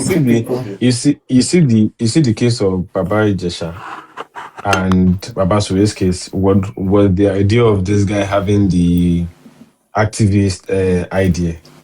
But he had to go register because of the government policies and the rest. When this guy was going to come into the jail for him, his NGO was already null, as a police. It was already out of service, right? He didn't file for annual income. He didn't submit tax return and a few other things. But the moment he came into this case, the concept of whatever he had in his mind came back again. Because why? The money was there. The money was there to push him back, like, okay, let me use this to step back and then get back on my feet. So there's always going to be the idea. But the problem is when there's no money, people would, find a way to just get it by all means. They will just look for a way, look for this jagba, just to stay relevant. But Harry, I'm sorry, me, I am an advocate of truth anywhere I find myself, and I will say this truth irrespective of whose ox is God. For you, I feel like in tí Yomi Fabiyi bá ń lẹ̀ lòun náà ṣe. Oh yeah, because ìgbà tó wọ́pọ̀ dé Yomi Fabiyi never had a platform. Try to understand my point, please. Yomi Fabiyi never had a platform. And it was this kind of mindset wípé if you want to look for justice, a ní láti ràn lọ́wọ́ pẹ̀lú owó. Which of course, nǹkan tí wọ́n ṣe fún lọ́dọ̀ màmá yìí kí lorúkọ ọmọ ìgbìmọ̀ yìí. Ìyèkúdí nǹkan tó ṣe fún lọ́dọ̀ Ìyèkúdí nìyẹn. The same thing tí wọ́n ṣe fún everywhere. Wọ́n ti bà Yomi jẹ́. Prah ẹ káàárọ̀ gbogbo ilé. Rotasan káàárọ̀ ọkọ mi. Kéètì Daphne èmi nìyẹn. Sórí ọ̀rọ̀ Yomi tẹ bá tẹnu bọ̀ odidi oṣù kan ẹ̀ ní sọ́tán. Number 1 ìkà ni Yomi. Yomi ní ìlara. Ṣé ń gbọ́ mi? Ó ní ìlara. Inú ẹkún ẹlẹ́kún ni Yomi fi ń ṣe ayọ̀. Tí ẹ bá rántí kéèsì Bàbá Sùwé, according to nǹkan tá gbọ́, Yomi pẹ̀lú ẹni tó báyé Bàbá Sùwé jẹ́. Ó pẹ̀lú àwọn tó set Bàbá Sùwé up nígbà yẹn, according to nǹkan tá gbọ́ then tó bá wá wo ńgbà tí kéèsì Ìjẹ̀ṣà ṣẹlẹ̀, Yomi rí owó burúkú lórí Bàbá Ìjẹ̀ṣà. Owó Bàbá Ìjẹ̀ṣà ni Yomi fi kọ́lé. Tó bá rí nǹkan tán ṣe lórí Facebook ńgbà yẹn because àwọn èèyàn love Ìjẹ̀ṣà, so owó yẹn Yomi náà pump ẹ̀ fún. Ìgbà tó wọ justice for Mohbad, kí ni nǹkan tó ṣe? Errand boy ni fún bossman náà pẹ̀lú Yèyé Kúdí. Kí ló ṣẹlẹ̀ tó jẹ́ pé Làgàtà tó gbé wá gan kò embrace ẹ̀ ńgbà tí ìyẹn rí gbogbo movement ẹ̀? Kí ni nǹkan ta fẹ́ fàyọ? Ìkà ni Yomi wọnú justice for Mohbad. Ìgbà tó rí owó òun ló tẹ̀ pa. Yomi ò ní kàrí àkọ́kọ́ tẹ́lẹ̀.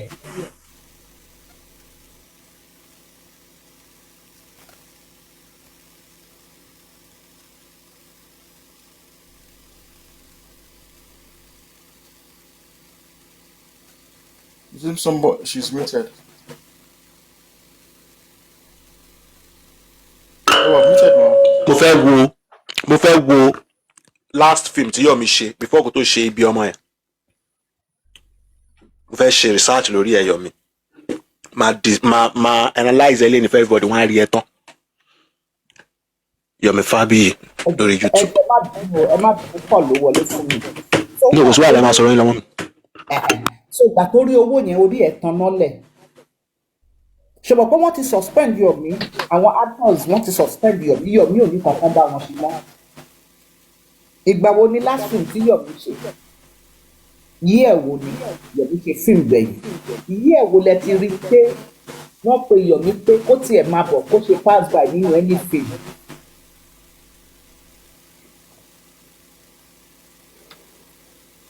So ẹ lè sọ pọ́dún báyìí gbogbo fíìmù tí Yomi ṣe fúnra rẹ̀ ò ju mẹ́ta lọ láti ìgbà tí Yomi ti jẹ́ actor. Fíìmù tí Yomi ṣe fúnra rẹ̀ tó produce fúnra rẹ̀ kò ju mẹ́ta lọ. So bàbá Sùwé tó gbé pọ̀n ìgbà tí bàbá yẹn ti kú ẹlòmíì ló ń tọ́jú Fúnkẹ́ Dáramọ́lá ló ń tọ́jú àwọn ọmọ bàbá Sùwé o. Ìgbà tí Ìjẹ̀ṣà ẹjọ ẹ hold on ìgbà tí Ìjẹ̀ṣà wà lẹ́wọ̀n ẹ̀mélòó ni Yomi lọ wò ẹ̀mélòó ni Yomi lọ wò Ìjẹ̀ṣà ta ló tẹ bẹ́ẹ̀ ni.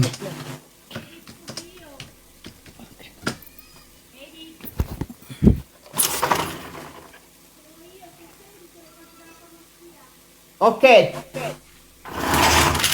so gẹ́gẹ́ bí nǹkan tí mo sọ lọ ẹ má bínú so ẹ̀mélòó ni Yomi lọ wò Ìjẹ̀ṣà títí wọ́n fi fìjẹ̀ṣà lẹ̀ tó bá kí ṣe Yomi Ìjẹ̀ṣà ò ní lọ́dún mẹ́ta níbi tó wà.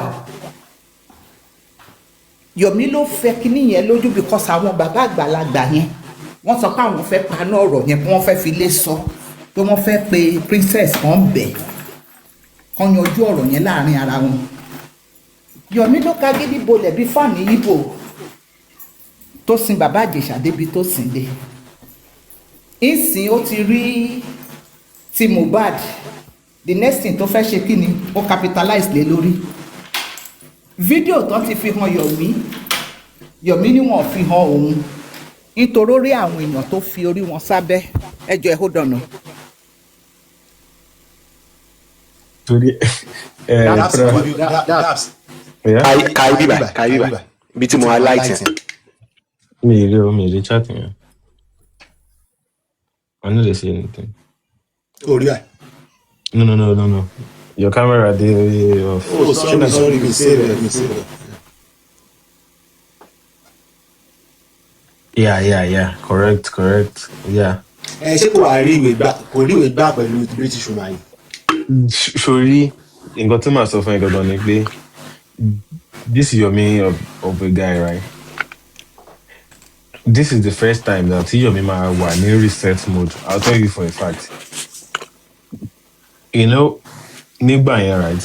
Those celebrities had these free passes. They can do whatever they like. Ìsinyìí tí visa ṣẹ̀ṣẹ̀ lé tó yẹ pé àwọn èèyàn ń dúró kó tó gba pálí àbáwọn èèyàn ń dúró sí ìlú tíyàwó ẹni tó bá fẹ́ bá wà.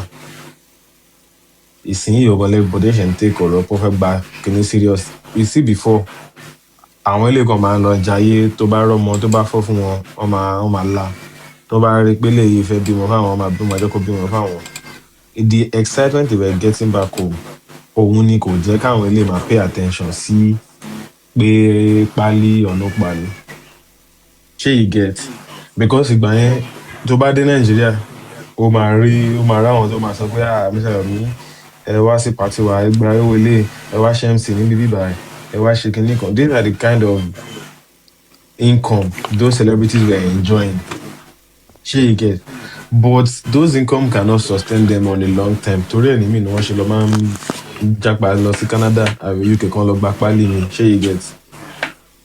Mute to side ìkan Prah ìkan Echo Sorry, Jare. No, to me, So why tí kò ṣe ní ìwé ní sorry to interject too.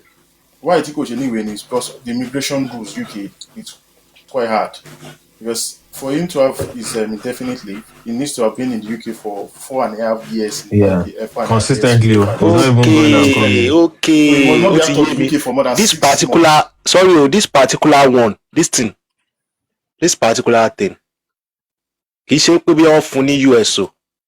According to what is here, in 2018, he was honored as Human Rights Ambassador to US Embassy, Lagos. Yeah, Yes, Lagos. man. So, okay. Now, ṣebí kí ló ti gbà Mo ṣe understand you. kí lorúkọ embassy tó wà ní Water Carrington. wàá ṣeré Water Carrington office Ó ti yé mi. Okay.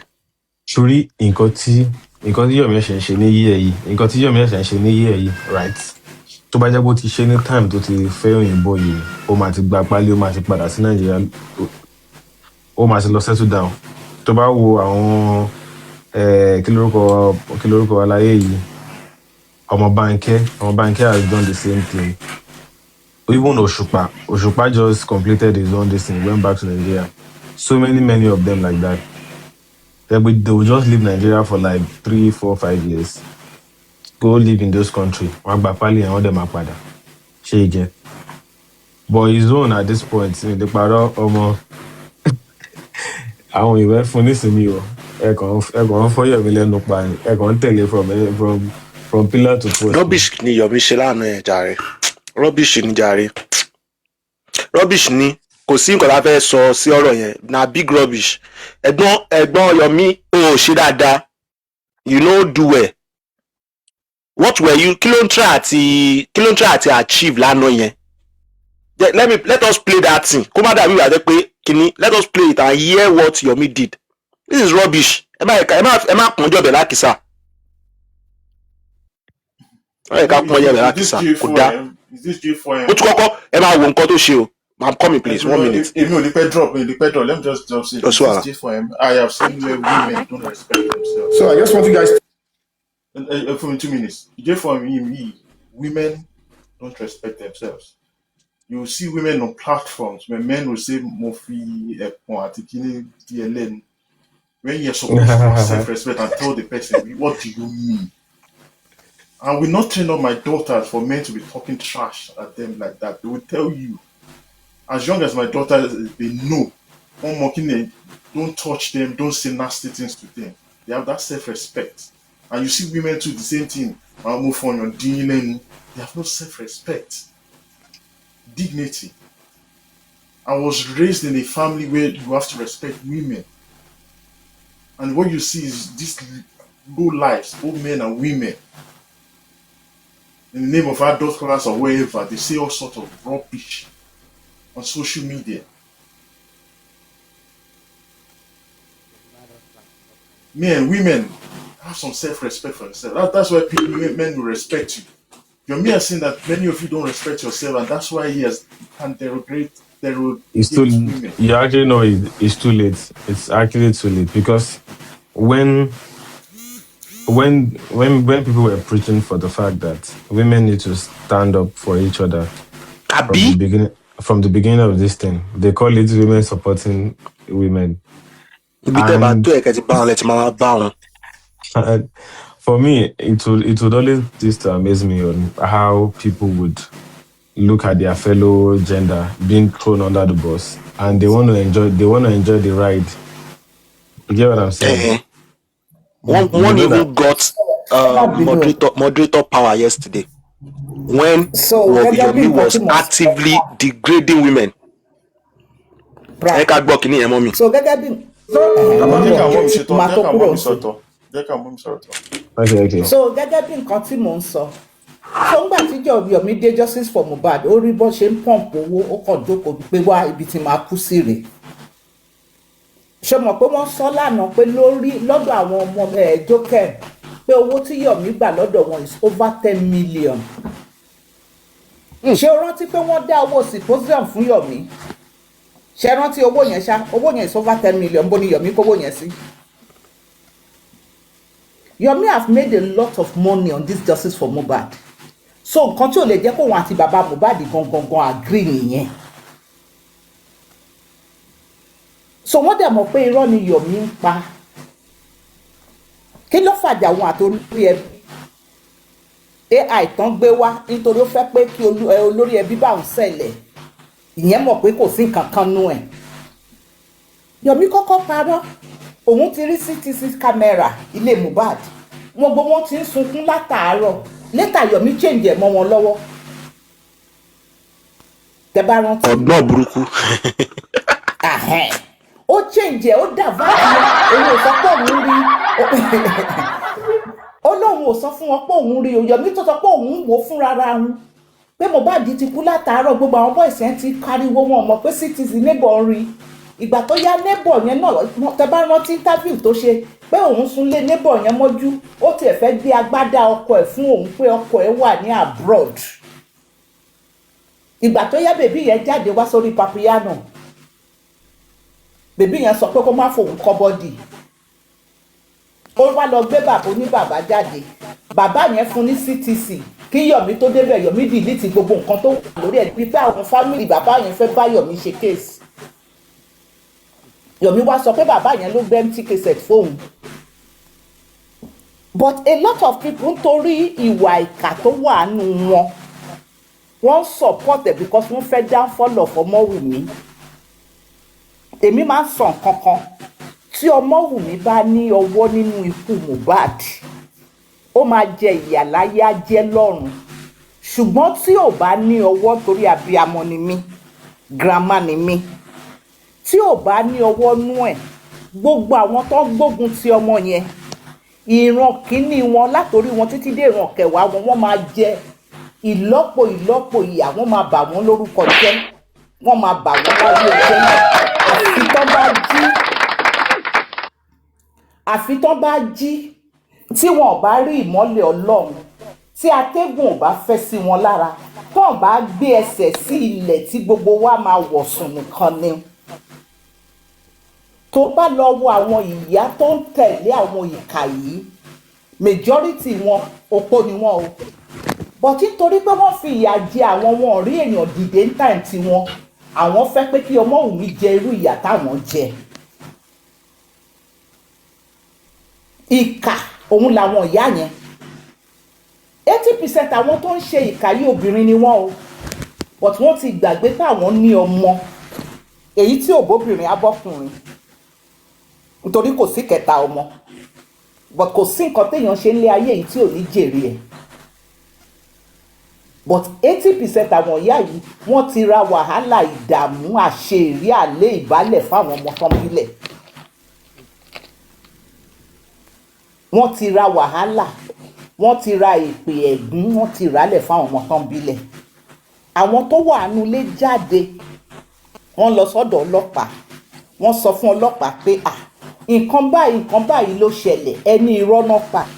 Ẹ̀yin tẹ̀lé lóòótọ́ lọ́wọ́, ẹ gbé lọ fún ọlọ́pàá pé òótọ́ táwa ní lọ́wọ́ rèé o.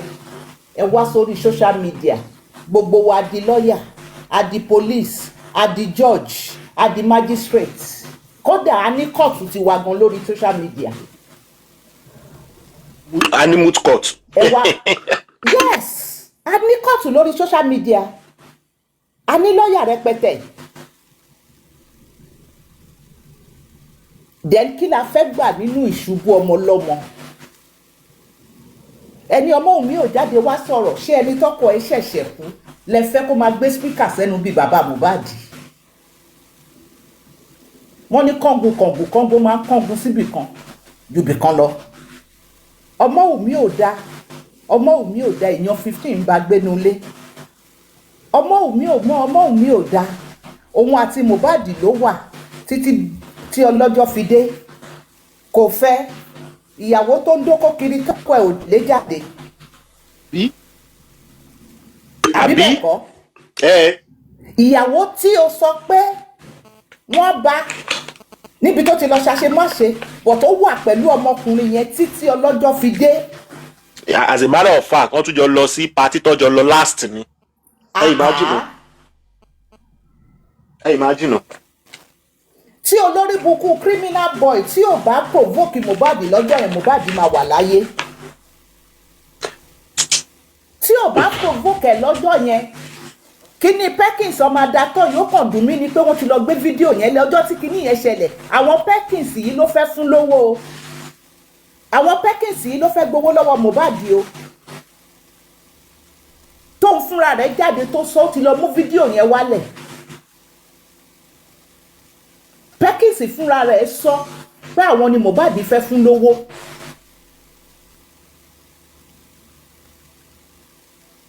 but ẹ rí gbogbo yẹn sọ ibi tí wàhálà yìí ti bẹ̀rẹ̀ ẹ rí sọ pé ń pa ẹsẹ̀ èèyàn báyìí tí ó bá jẹ́ èmi ọkọ mi ò ríṣẹ́ ṣe ó máa wá bẹ̀rẹ̀ iṣẹ́ wá bọ̀rẹ̀ ìjà má bàjà because gbogbo nǹkan la pè ní ìjà èmi pẹ̀lú ẹ̀ máa ní argument wọ́n dẹ̀ ní nǹkan tó ṣẹlẹ̀ lọ́jọ́ ẹ̀ nípa ọmọ mi ń sọ báyìí kan pé à ṣé prime boy ló fẹ́ máa bá jà ń ka mi ṣebí ọ̀rẹ́ ẹ̀ láti kékeré ni ṣé nítorí pé Ọlọ́run ti gbọ́wọ́ ẹ̀ sókè ìwọ tó ríṣẹ́ gbà látọjọ́ yìí èyí tó wá gbaṣẹ́ kí ló dé tó lè calm down kò sẹ́ni tí ò lè sọ. ìyàwó gidi ló tiẹ̀ máa sọ yẹn fọ́kọ ẹ̀ ló máa bá ọkọ ẹ̀ wípé kó má bá ọ̀rẹ́ ẹ̀ jà ìyàwó gidi nìyẹn. bẹ́ẹ̀ ni ọmọ yẹn tún ṣàlàyé reason tó ń fi tẹ̀lé Mohbad jáde lọ́jọ́ yẹn pé ọjọ́ Monday àwọn fẹ́ lọ ra ọjà sínú ṣọ́ọ̀bù ìyá Mohbad ẹni rárá pé bẹ́ẹ̀ kọ́ ló ṣe rí. èèyàn ní ká o èèyàn ní ìkà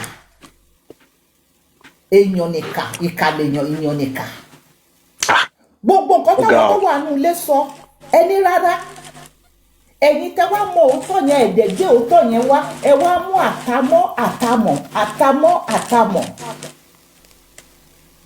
báìbù ní má ṣe dá ẹnikẹ́ni lẹ́jọ́ ká má bàa dá ọ lẹ́jọ́ ọmọ mi should come out and explain to us what happened to Mohbad ó ti lọ sí the necessary place àwọn tó máa ṣe ìdájọ́ nǹkan tó ṣẹlẹ̀ ó ti lọ síbẹ̀ ó ti sọ fún wọn. ìgbà tó tiẹ̀ ní kò sọ̀rọ̀ ń gbà ẹ̀ mọ́ mi ẹ má bínú o àwọn ọlọ́pàá wọ́n ti dá sí kéèsì ní táìmì yẹn o tọ́ ni kó sọ̀rọ̀ àwọn ọlọ́pàá ti dá sí kéèsì ìgbà yẹn o. no content náà fẹ́ ìgbà tó wá jáde wá sọ̀rọ̀ ẹni kó mórí wá kó ṣe kí ni kó fọ̀nù lẹ̀ ọmọ ọlọ́mọ ṣe okó ọkọ ẹ̀ tí ò bá ṣe okó ẹ̀ ilẹ̀ bá ní òun ló pa ẹni tí ó lè jókòó ṣokó ni ẹni tó ti ń jáde wá sórí íńtánẹ́ẹ̀tì ni kí lẹ fẹ́ kó ṣe gangan kí ni nǹkan tẹ́ fẹ́ kó ṣe ẹ wá gbógun tọmọ kékeré Yomi Fabiyi yẹn tiẹ̀ ló mo kàn wò báyìí kan pé òun ló jẹ́ kó ṣiṣẹ́ lánàá yẹn àṣìṣe ló ṣe lánàá yẹn àṣìṣe gidi adé dúró títí ẹran ògún tó lọ pa yẹn ni ògún yẹn ti ń kọjú ìjà sí ó lọ pa ẹran kékeré fún bàbá mi fún popsi mi àwọn ajá kékèké ni wọ́n lọ pa fún dádì tèmi. Yomi ṣẹ̀ṣẹ̀ bẹ̀rẹ̀ sí ni wá rí pé tí Yomi bá ti gbowó lọ́wọ́ àwọn èèyàn ló máa ń pa bì nírè mojú ògùn ló ń pa bì náà rè. wá rí pé tí Yomi tí ó bá ti gbowó lọ́wọ́ àwọn èèyàn kan tó bá ti support ẹ̀ tó bá ti rówó mọ́ ó máa yẹ̀yẹ́ wọn ni ó máa jáde tì wọ́n ni because ó máa bọ́ sí kanra ó máa fi wèrè pọ̀tẹ̀ fún wọn ni.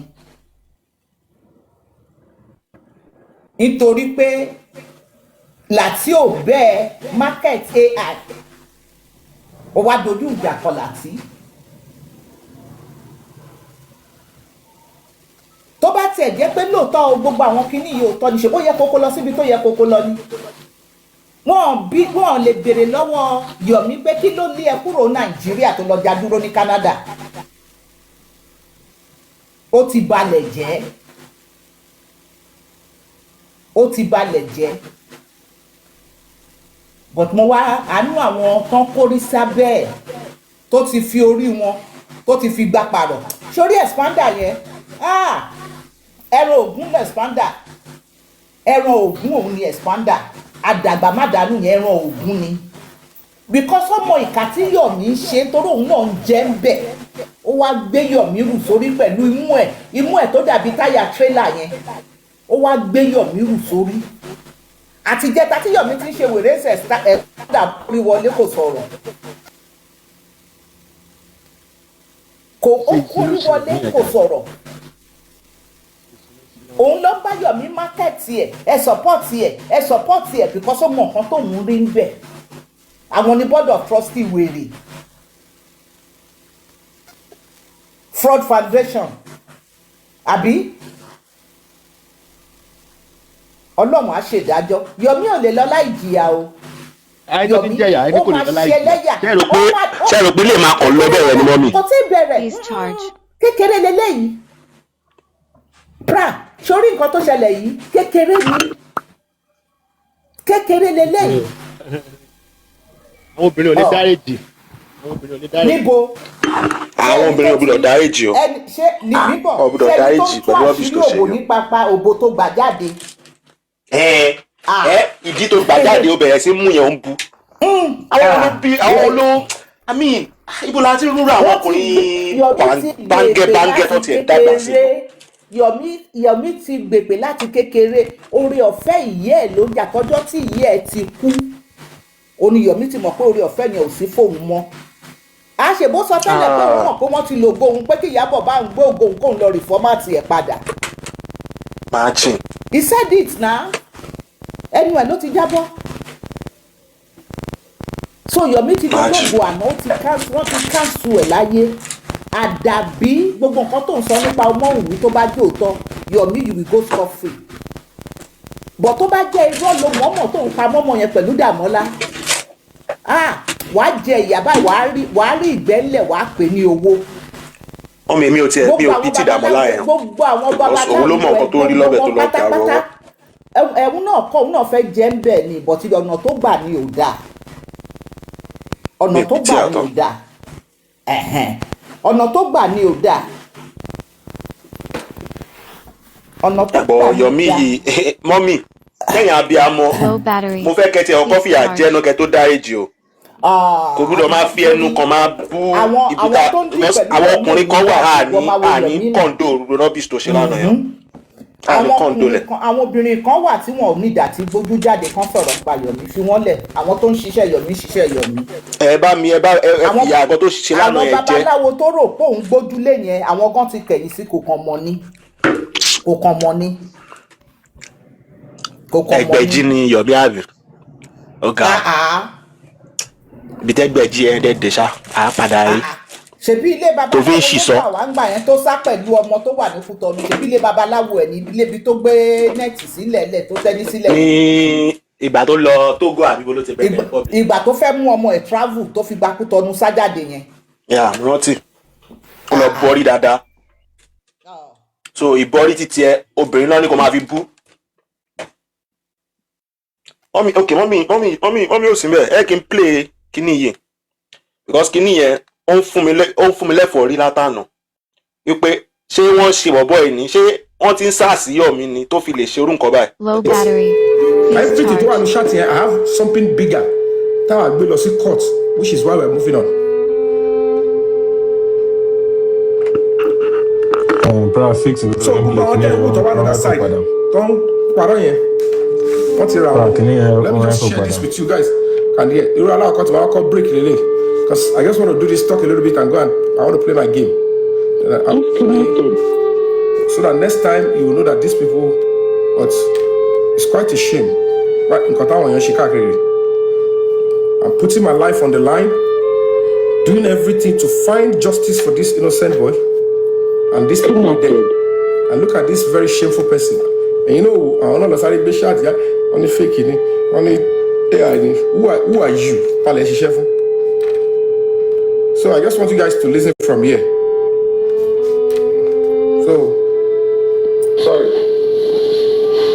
Let me even play from the beginning. Why not? I'm not playing AI. Okay, let me do this so that you guys can know it's not AI. Very careful, you are you.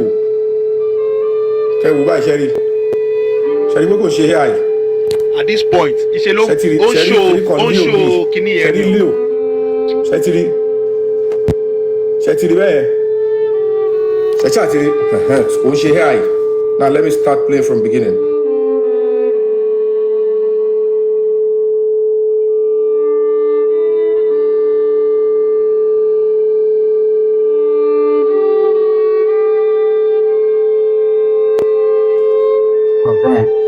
You dey hear me?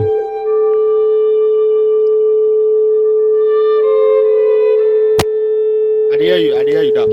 Fix the cable. It dey make echo sound. Me record the name is So nítorí pé Okay, be like say na your. ma ti clear to ma yo. kò ṣe pé bóyá mo fẹsẹ̀ ṣáà kan. No, share, you know, Okay.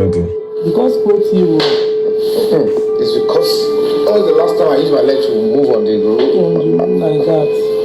Because when you already play one more, that was even the play for 20 something years. That's the last one. You don't understand? Not even when the sand, It was smooth.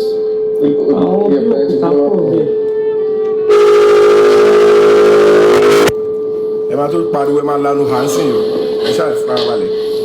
Yeah, I'm going to the hospital like this, but my mom have to go home. You can't force her. Don't force her now. You can dare to support her. You don't have to say she should go. And since she's the one that said I want to go. You know, pity money. No, don't leave until you're my hospital.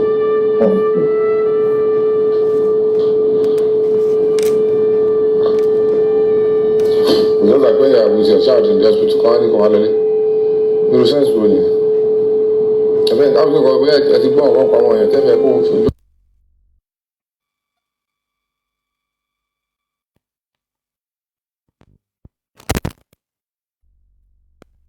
First off, ká tiẹ̀ yọ eré, ká yọ àwàdà, ká yọ wípé a fẹ́ ṣe ẹ̀fẹ̀, yọ gbogbo rubbish yẹn kúrò, ká yọ wípé èèyàn ò like Yomi, ká yọ wípé a like ẹ̀, ká wà dispassionate of emotions níbí báyìí sìn. Does it make any sense at all wípé Yomi rìkọ́dù conversation òun àtẹ̀ntọ́ ìṣẹ̀dúrà wọn tán? What does that have to say for this kind of man? Okay, What have to say about him? I won't go help you look for the behavioral of people that have this psychosis. Low behavioral psychosis. Defensive thoughts. Defensive thought is always there for them. Their first impression is to be defensive. So by the way, kill if defend. Why are you in a haste to defend everything that is happening to you? Why are you in a haste to defend every single event that happens in your life? Why?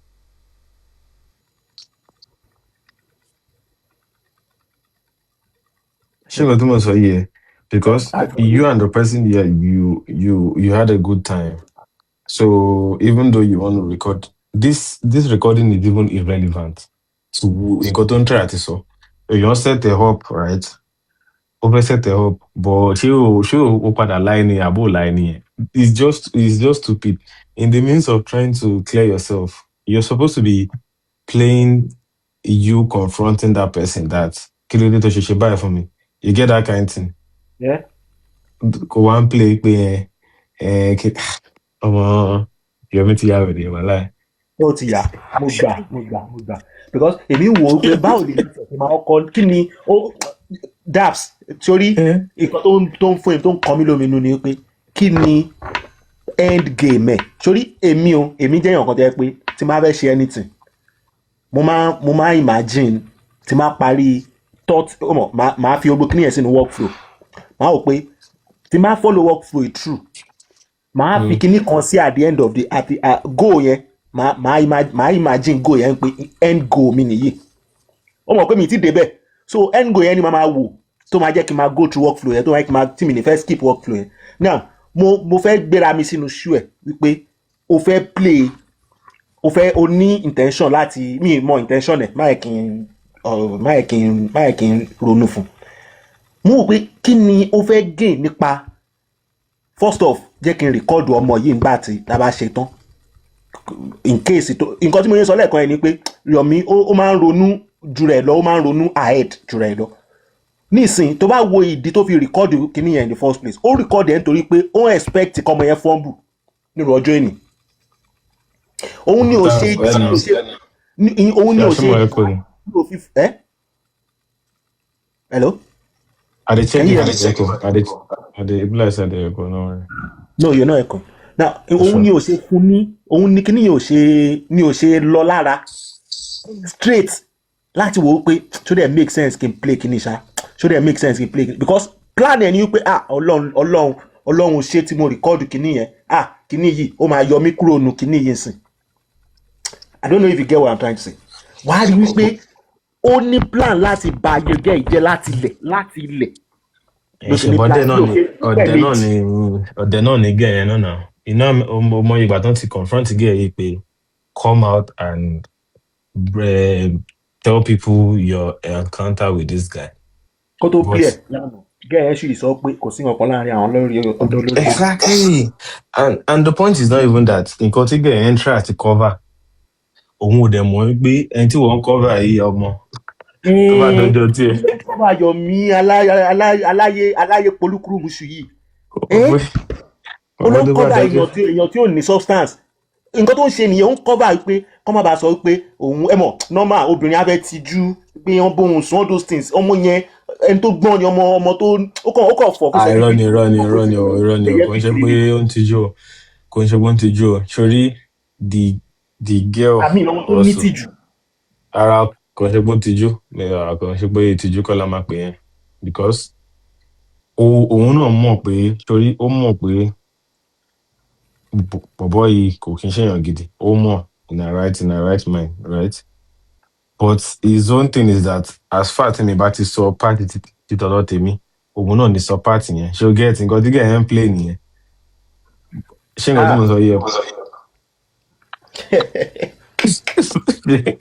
ó mọ̀ pé kí wà á tèèyàn kẹjọ lọ jẹ́ran jẹ́ báyìí kí wà á máa sọ pé tí mi bá ti sọ̀rọ̀ ń pa ẹran yẹn ìwọ náà ní sọ nǹkan tó jọ ń play fúnra wọn nìyẹn. Ọmọ Yomi Fabiyi ó dẹ̀ jábọ́ láyé ó jábọ́ ni èèyàn ó jábọ́ gidi léléyìí o I mean ó ti rébọ́ lórí ládàá mi expect pé mi rò pé anybody ní any reason láti allow Yomi kó dó wọn mọ́ obìnrin tó bá tún ṣí díẹ̀ náà á jẹ́ pé obìnrin yẹn ò lójú tì á jẹ́ pé òun gan ayé ti sú because eléyìí á dún ẹ tán suicide attempt ni á gbé jáde I mean okay ká bá tiẹ̀ wàá rò wípé because tó bá yá wàá rí argument kan máa jáde fún Yomi later mo fẹ́ predict nǹkan tó action plan wọn máa jẹ́ wípé ṣé nǹkan tó wá ṣe yẹn wá ní kó má rí justice for Mohbad ṣé yẹn ní pé kò wá justice for Mohbad mọ́ ẹ jẹ́ kí n ṣàlàyé fún yín out of the abundance of the soul the mouth speaketh ẹni tó ń wá justice for Mohbad kọ́ ló máa fi ẹkùn ọ̀gbọ́n àwọn tí wọ́n jọ ń ṣe justice for Mohbad káàkiri tó bá ní substance. Tẹ̀ bẹ̀rẹ̀ lọ́wọ́ ẹ̀ táìmù wo gan-an ní ṣòro àwọn people yìí bí tí mo sọ pé gbogbo wọn serious ni pé nínú pé you guys are trying to do the right thing tẹ́lẹ̀ sọ pé ẹ̀ ṣe the right thing in your own words right ibẹ̀ lẹ ti ń bára yín sọ̀rọ̀ on a call for over 4 hours ibẹ̀ lẹ ti ń bára yín sùn ibẹ̀ náà ibẹ̀ lẹ ti wá sórí TikTok táìmù wo gangan lẹ wá ní fún life àti yín gangan hey you get. lọ́wọ́. Maybe I will be ṣé kò ṣe 24 hours everybody joining because if you come out with the for TikTok for almost 2-3 hours inside 24 hours me and you can't do another offline call again for 4 hours our time will lower kú tó ọgọ afẹ́ lò fún life ẹ̀ ọmọ people yẹn burst brain mi yẹn.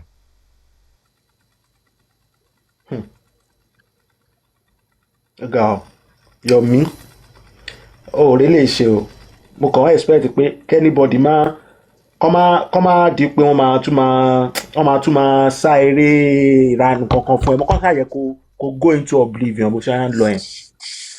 The point is the point is next victim right the next person tó máa suffer kìíní yìí ó máa wà lọ́dọ̀ Yomi báyìí tó máa type sí comment section tó máa double tap lọ́wọ́ yìí.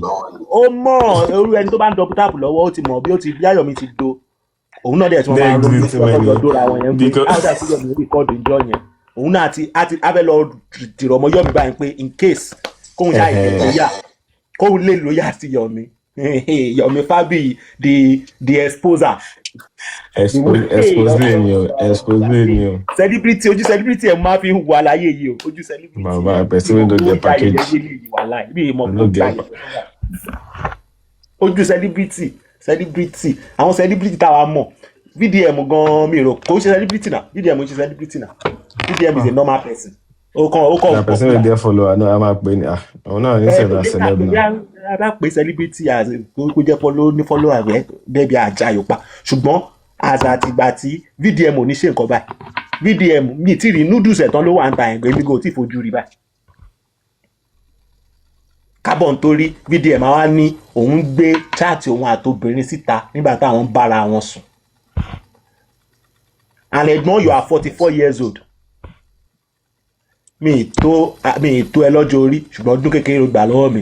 Àlàyé 44 years old, a fool at 40 is a fool forever. Wọ́n ṣe sọ. 44 ẹ̀ẹ́dẹ̀ ní làákàyè wípé nǹkan tó dó bá ti dé ògbọ̀rọ̀ máa rí ìta. Nǹkan tá bá ti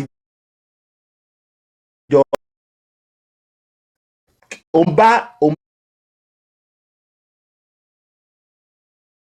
criminal Okay. ni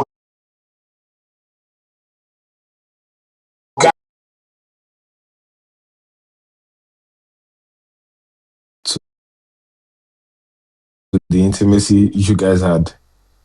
Ìwọ tó fẹ́ set up ṣé tóun tó fi máa ń confront èèyàn nìyẹn ìwọ tóun tí Yomi fi ń bá ẹni ẹ sọ̀rọ̀. Yomi ti yá rèé. If you listen to that record. Nǹkan tó ń sọ ń bẹ̀ it's not like they are confronting each other about anything or they are it's just like somebody having a feedback or having. Orí oko òun ṣe ṣẹ̀gẹ́sì òun ló mọ́rọ̀ yẹn wá mo ṣọ́ọ̀kù fẹ́ẹ́ fi discharge gẹ̀ yẹn.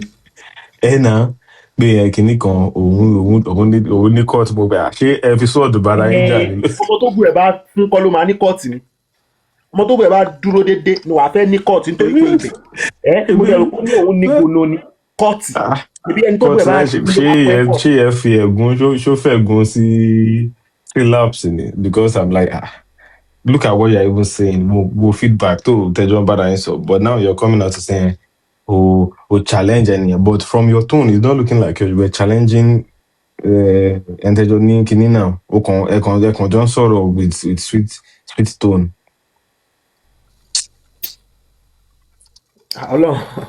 Ọlọ́run á tún pín o Yomi Fabiyi ó ti bá ó lọ ṣe eléyìí wò ṣèwé tán wọ́n fọ́ kó má ṣe wò ṣe Yomi wọ́n fọ́ kó má ṣe wò lá ṣe mo ń sọ fún ẹ̀fọ́ náà ẹ̀fọ́ àṣemọ́rò ṣe yẹn o ìwé èrè máa mi ò sọ ọ máa dùn sí mẹ́lò mi o ọmọ. ìwọ ànígbà fún mọ́ dey play. olórí burúkú lobìnrin tó bá tún lọ tẹ́ẹ̀dì fún Yomi Fabiyi náà. Okay now.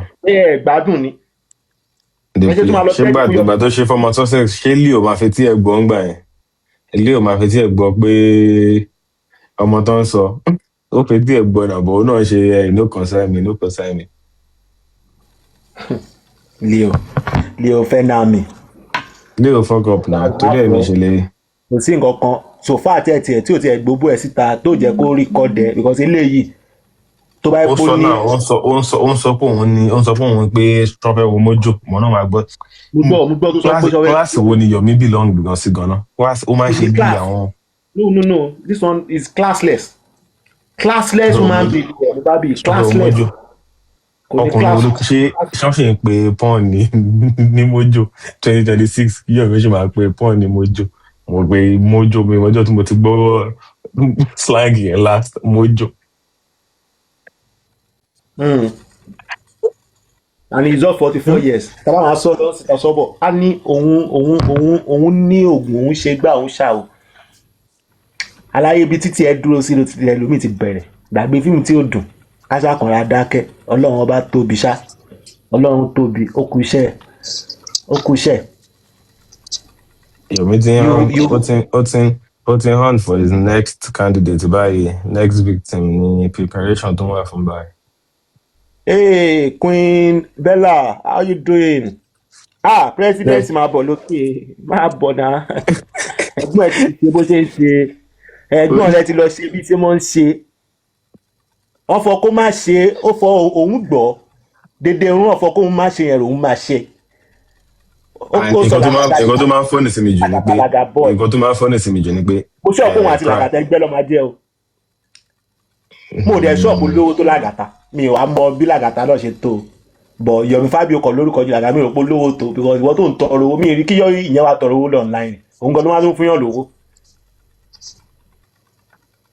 ẹni tó mú ẹ wá sí orí TikTok ó ba ojú ẹ̀jẹ̀ onílàgà bọ̀ ẹ̀ ni agbákàtì ẹ̀jẹ̀ òun ló mú ẹ lọ sọ́dọ̀ olórí ẹbí ìyẹn criminal mo sọ pé Papariano ló fẹ́ Papariano àwọn àlòkù kọ́ra nìyẹn máa ń fẹ́ ó fẹ́ gba Yomi Fabio sọ́wọ́ ayé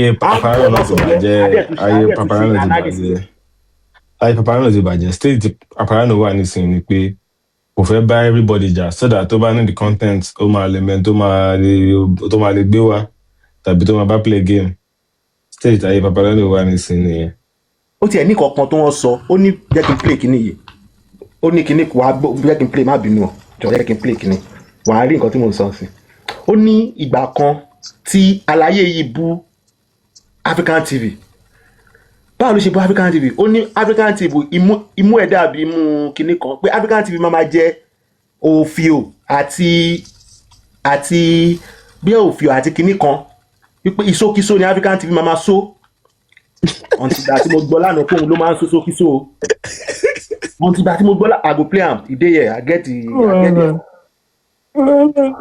pé onímàrúwà mo wà máa lọ wá ní African TV só ló máa só mo ní ọmọ bàbá ti bá yá African TV jẹ́ o nọ́tọ̀ ti gbà tí Fẹ̀námì yẹn sọ wípé àlàyé iṣu ẹ̀ kò dáa rárá. ibo ni ẹ náà dúró sí tí Yomi ti ń. ìyẹn gan ló ti ọkọ̀ fún wa rẹ̀ ṣé orí fóònù ẹ̀ tí wọ́n máa sọ para yín àmín. ọmọ ṣáwọn náà rán lọ sí pàǹtí náà ilé ìbáyìí tó ń lọ́jà ara wọn báyìí. àwọn ọlọ́pàá yẹn gan tó bá ti dé gan àwọn ọlọ́pàá yẹn kan wà rẹ́rìn ní ẹ tún ti gbé wèrè yín dé. ẹ tún ti bẹ̀rẹ̀ ẹ jẹ́ kóra yín kúrò bíbá mo sọ pé nǹkan tó jẹ́ káwọn yẹn máa fi bad bá ṣe ń pè wọ́n jáde ń gba ẹ̀ nìyẹn. If you look at yes sir because they look at people that don't represent. àwọn yẹn máa wò pé kí ló ń ṣe ẹ̀yin kẹ́ kóra yín lọ àwọn tó ń fọ́dà fún yín àdàkà kọ́ lọ́wọ́ ṣe ń bí I mean. they will go there wọ́n lọ síbẹ̀ níjọ́ náà wọ́n lọ ń jẹ egg roll àti gala àbí kí ló ń jẹ ẹjọ́ yẹn náà mo pé this is a set of people to expect ọlọ́pàá gan dey máa regard wọn I said they will just look at them.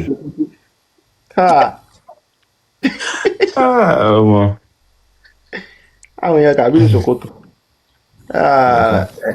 20 dey happen for this.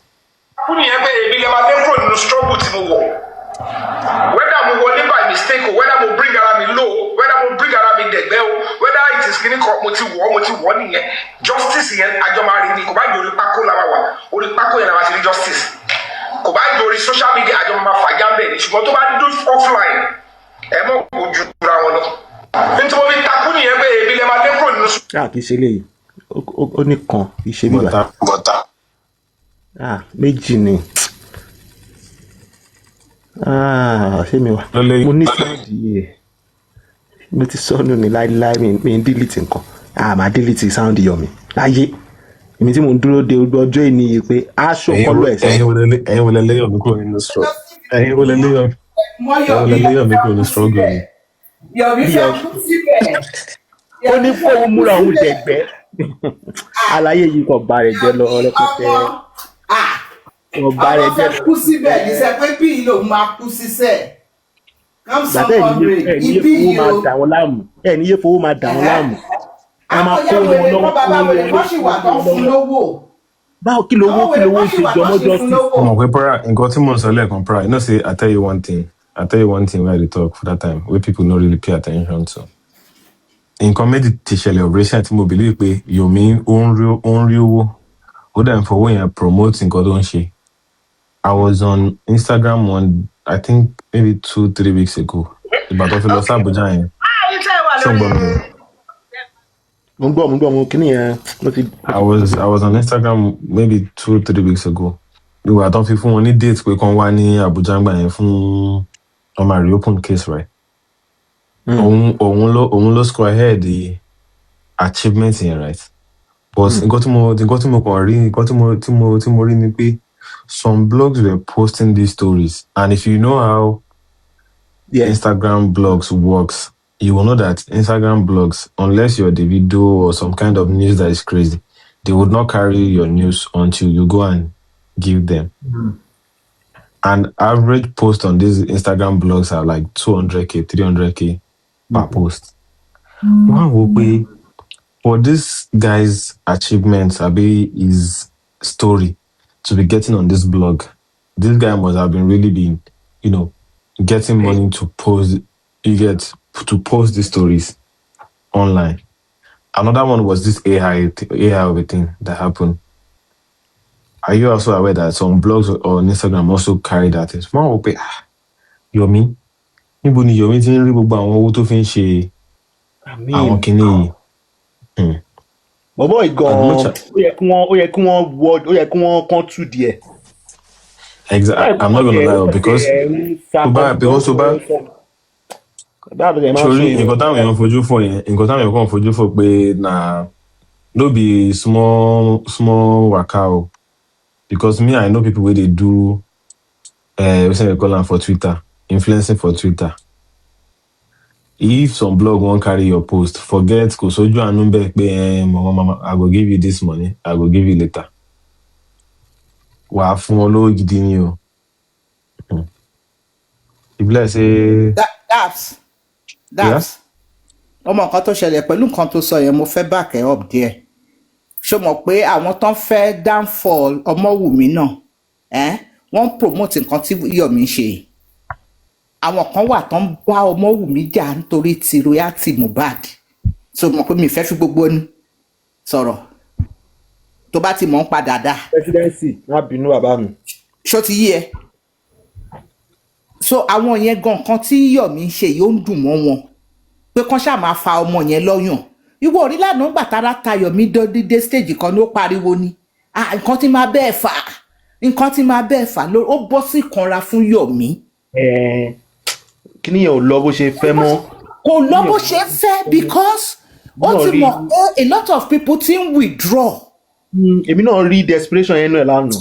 Yes, ó ta presidency fún wọn kò lọ, ó ta CTC fún wọn kò lọ, ó ta 3 seconds fún wọn kò lọ. Ṣọmọ pé ńgbà tó bẹ̀rẹ̀ sí blackmail Zomo, ó ní post kan tó post Zomo lọ sísàlẹ̀ bẹ̀, ó wá sọ fún kọ́ pé kó stop nǹkan tó ń ṣe, pé kó má ta níṣì méjì òun anything tó bá fẹ́ mọ̀ pé kó pe òun káwọn jọ sọ̀rọ̀ pé òun ò sí nígbà tí Mohbad kú. Kí yẹn fẹ́ gbọ́ pé ẹnìkan ò sí nígbà tí Mohbad kú ṣá. Eléyìí ibi tó ti máa rí owó ní ṣọmọ nǹkan tó máa ṣe tó máa fi fún lówó ló ń wá anything ṣórí ọmọ ẹ̀ Kóredé yẹn tó bá ní kó lọ gé apá ẹ̀ kó fi gbowó Yomi á ṣé Kóredé tí fàní gé tí Yomi sọ pé wọ́n ṣá ọmọ òun ládàá. Ó lọ ṣá ọmọ yẹn lórí ni kí ni yẹn máa dùn mí gan gbà yẹn. Ó sọ nǹkan tó ṣe ọmọ ẹ tí ò papọ̀ mọ́ just for Mohbad ó tún mú mọ́tì fún ẹ. Ìgbà tó máa yá ibi tó tún máa fi sọ̀rọ̀ ìgbà tó yá ibi tó sọ̀rọ̀ dé tó sọ̀rọ̀ jù dé ó ní àbúrò òun tó wà ń court báwọn court wọ̀nyẹn ló fẹ́ pa ọmọ òun. So Yomi ti fra ó ti bọ́ pátápátá Yomi ti ya wèrè kọ̀ọ̀kan ìgbójú ló kù kò mọ̀ kó òun fẹ́ ṣe mọ́. Adé lọ́wọ́ bí kan bá rẹ̀ dànù sí kò lọ fànà o. Irọ́ ṣe mọ̀ pé èèyàn ń wọnú omi kó kígbe òtútù. Ṣe mọ̀ pé ògo tó ti kú tẹ́lẹ̀ tẹ́nibọ̀dì ò gbọ́ ń pa ẹ̀ ní justice for Mohbad ló jẹ́ káwọn èèyàn tún mọ́ta ló ń jẹ́ Yomi Fabiyi o. Bàbá Ìjẹ̀ṣà yẹn kò dẹ̀ popular ní kéèsì yẹn. Kò láàdù tẹ́lẹ̀ yìí náà àti bàbá Ìjẹ̀ṣà ò láàdù tẹ́lẹ̀ yìí náà. Ṣé ẹ̀ popular stand ẹ̀ ò popular time. Níta làwọn yẹn ti ṣe wẹ́. Títí Dàmọ́lá tó dẹ̀ mú mọ́ ẹ̀. Òótọ́ ni tabawo lóòótọ́ mọ́ mi. Injustice ni kọ́ ní pé ẹnìkan náà wà tó ń bọ́ ọmọ yẹn sùn kẹwàá fi yẹn lẹ̀kẹ́ lọ ẹ̀wẹ́ àmà ní ìjọ ibi kan tó ti popular nìyẹn wípé ó unveil another party tó ń lọ pẹ̀lú ọmọ yẹn. ṣó rántí pé ńgbà tí wọ́n gbé Dàmọ́lá rántí pé àwọn ìyá wèrè kan jáde lórí QH radio wọ́n sọ pé Dàmọ́lá ti ń kà bòròbòrò ó ti ń kà ìgbà tó ń gbé Dàmọ́lá lọ sí Àbújá ọgbọ́n kan tó ń béèrè lọ́wọ́ Dàmọ́lá pé ta ló ń bá Wùmí sùn láàrin wọn pé ta ni boyfriend Wùmí ṣé ẹ gbọ́ gbogbo kan tó ń sọ ni ìgbà tó ń gbé Spendi d'Abuja ó dùn mí pé Rotesam ti lọ kó béèrè lọ́wọ́ pé kí náà ń béèrè lọ́wọ́ Spendi pé wọ́n sọ pé wọ́n ló ń náwó Mohbad owó Mohbad dàbò lóko sí pé wọ́n ní Spendi wọ́n ẹ wá wo imagine wọ́n wá jáde wọ́n máa sọ nǹkan míì. wọ́n wá jáde wọ́n wá máa parọ́. kí ni ìtumọ̀ gbogbo kí ni. ṣé bó wọ́n ti ní kọ́mọ yẹn lọ mú 3 million wá fún bẹ́ẹ̀lì. so àwọn questions tó ń bí àwọn ọmọ yẹn àwọn unnecessary questions náà ń bí wọ́n but wọ́n wá déta Yomi àwa máa ṣe kí ni àwa máa fún wọn ní lámbà àwọn náà máa ṣẹ́rí mọ́ àwọn ìyá tó ti lọ dórí wọn mọ́ gbá wo màmá onímàmá tó ń jí pè yẹn láago 6 ìdájẹ́ ẹni tó wà pẹ̀lú ọkọ ẹ̀ tó ní kó lọ pé 8 million wá expander aláyé bàjẹ́ ìkà ní Marwa màmá tó wà lọ́dọ̀ Láti tó ń pe màmá yẹn páwọn nídìí 8 million ìyá yẹn lòun ò ní ó ní kó lọ pe ọkọ ẹ̀ pé kó wá 6 million wá because wọ́n believe pé eléyìí táwọn tọ́lá yẹn táwọn fẹ́ fi bá ìyá yẹn sọ̀rọ̀ ó máa mú àwọn ìka èèyàn yìí àwọn máa ṣàǹfààní ẹ̀dá wọn. ẹjọ mọ́mí ẹ má bínú mo fẹ́ play kíní ẹjọ. rẹ́dọ̀ lọ́kọ mi. ìyí wáìtì tó dẹ́mọ́ yẹn ó yìnbọn bí táwọn òun kù orí social media láti wọn máa ṣe láìpẹ́ láì jìnnà àmọ́ yàtọ̀ èyí tó lóhùn láàrin kókó tó ṣe kúrú ní òfìò ẹni pé ọba kábà ni ọba kábà ọmọ àmọ́ lára orí TikTok ẹgbẹ́ ọ̀dẹ́ máa sọ òyìnbó ẹ máa táìpù comment section ní ìdílé pẹ̀lú yẹn pẹ̀lú òkú máa ṣe pọ̀ ẹ bá ti kú ẹ̀ ṣe lọ́pọ̀ eléyìí tábà ti wọ́ gbogbo mú wọ́n ti fa tábà. ẹni tó jí sọ́ọ̀bù dẹ́gbọ́n èèyàn lọ. tábà wọn máa jòfì o gbogbo iṣẹ́ wọn ò lè bọ́ sí tọ́ bá sọ nígbà kí ló dáàbò ni èèyàn lè pò wọ́n lẹ́jọ́ ẹlòmíà sọ́wọ́ ìwà wàá ti ó dà wá ti dé kóòtù wáyé ṣé yàn ló sóyà bí ṣé ó ti kú ní àbí òkú. Yomi Mr. Yomi ó yẹ kí ilé ògbé yìí lọ kóòtù ni ó sọ pa ọmọ lọ́mọ. The guy dey throw subs wetin. This man a madman I like a lot. But he would actually do well in a comedy show or something. I don't invest his skills as he does. Ọlọ́run ibi tó yẹ kó invest sílẹ̀ sí nìyẹn. ṣèbí actor ló máa ń sọ fún yín lẹ́ẹ̀kọ̀ọ̀kan máa ń sọ fún yín kọ́ pé ẹ tí rí fíìmù pé fíìmù ṣẹ̀ṣẹ̀ bẹ̀rẹ̀ ní ṣèbó sọ fún yín wọ́n máa ń fi sinmi tó bá ń bá yín sọ̀rọ̀ ó lẹ́ẹ̀ tí rí fíìmù. I think àwọn tí mo fẹ́ sympathize pẹ̀lú yìí. actors lòun presidency káàárọ̀ ọkọ mi ṣàlàáfíà. ẹ káàárọ̀ mo kí àlàáfíà wọn ṣe wà pa. presidency ọlọ́run àti gbogbo wa. báwo ni sùn tẹ̀yìn ṣe rí bàbá. ẹ̀yọ́ máa jó sí. Prah ó mọ nǹkan tí mo fẹ́ sọ àánú mi ṣe not àánú mi ṣe mo fẹ́ express sympathy fún àwọn diasporas o because wọ́n try ní justice for Mohbad but unfortunately mi mọ nǹkan tí mo fẹ́ sọ tẹ́ bá rí gbogbo set up all of this drama tó ń come out lẹ́nu ẹ sì máa rí pé àwọn people yẹn wọ́n take advantage of the fact that people are willing to spend money to make their country better bọ́n ṣe máa ń sọ but báwo ni mo ṣe máa jáde 4 o'clock màá lọ wọ bus màá lọ ṣiṣẹ́ màá dẹ̀ padà sílé mi ì dẹ̀ nílé think pé ẹni yìí ń gbà mí àwọn people yẹn try. n ta pé ìránṣẹ́ tá máa gbó lọ́wọ́ mi tá pàtẹ́ mi ò ìránṣẹ́. mọ bọ́n ṣe tó yẹ pé wọ́n ń sùn lálẹ́ wọn ò rí pé Veron parọ́ wọn ò rí pé Weston parọ́ wọn ò rí pé Arifa parọ́ wọn ò tiẹ̀ lè pick pé these people are just playing games on trial àánú wọn ṣe mí ṣá because Prah. má jẹ́ káàánú wọn ṣe é ní sùúrù sórí ẹni bá rajà òkúta ó máa gbowó yìí. wọ́n bẹ̀ máa bínú ẹ tún bẹ̀ gbọ́ kárẹ́rìn díẹ̀ sí. mi ìfẹ́ dá máa gbọ́ ẹ má bínú. Ìyí white tó dẹ́mọ́ yẹn, ó yìnbọn mi tára òun kù, orí social media náà ti máa ṣe. Láìpẹ́ láì jìnnà, àmọ́ yàtọ̀. Ìyóhun la tó ṣe fún mi ò fi o, ẹni pé ọba kábà ni ọba kábà. Ọba mọ̀ lára. Imú African TV dẹ́ ẹ̀rí swallow tán. Ẹ máa táìpù comment section kí délé pẹ̀lú yẹn. Mélòó ló máa ṣe pọ̀? Ẹ bá ti kú ẹ̀ ṣe lọ́pọ̀. Eléyìí tábà ti wọ́ gbogbo mú. Wọ́n ti fa tábà.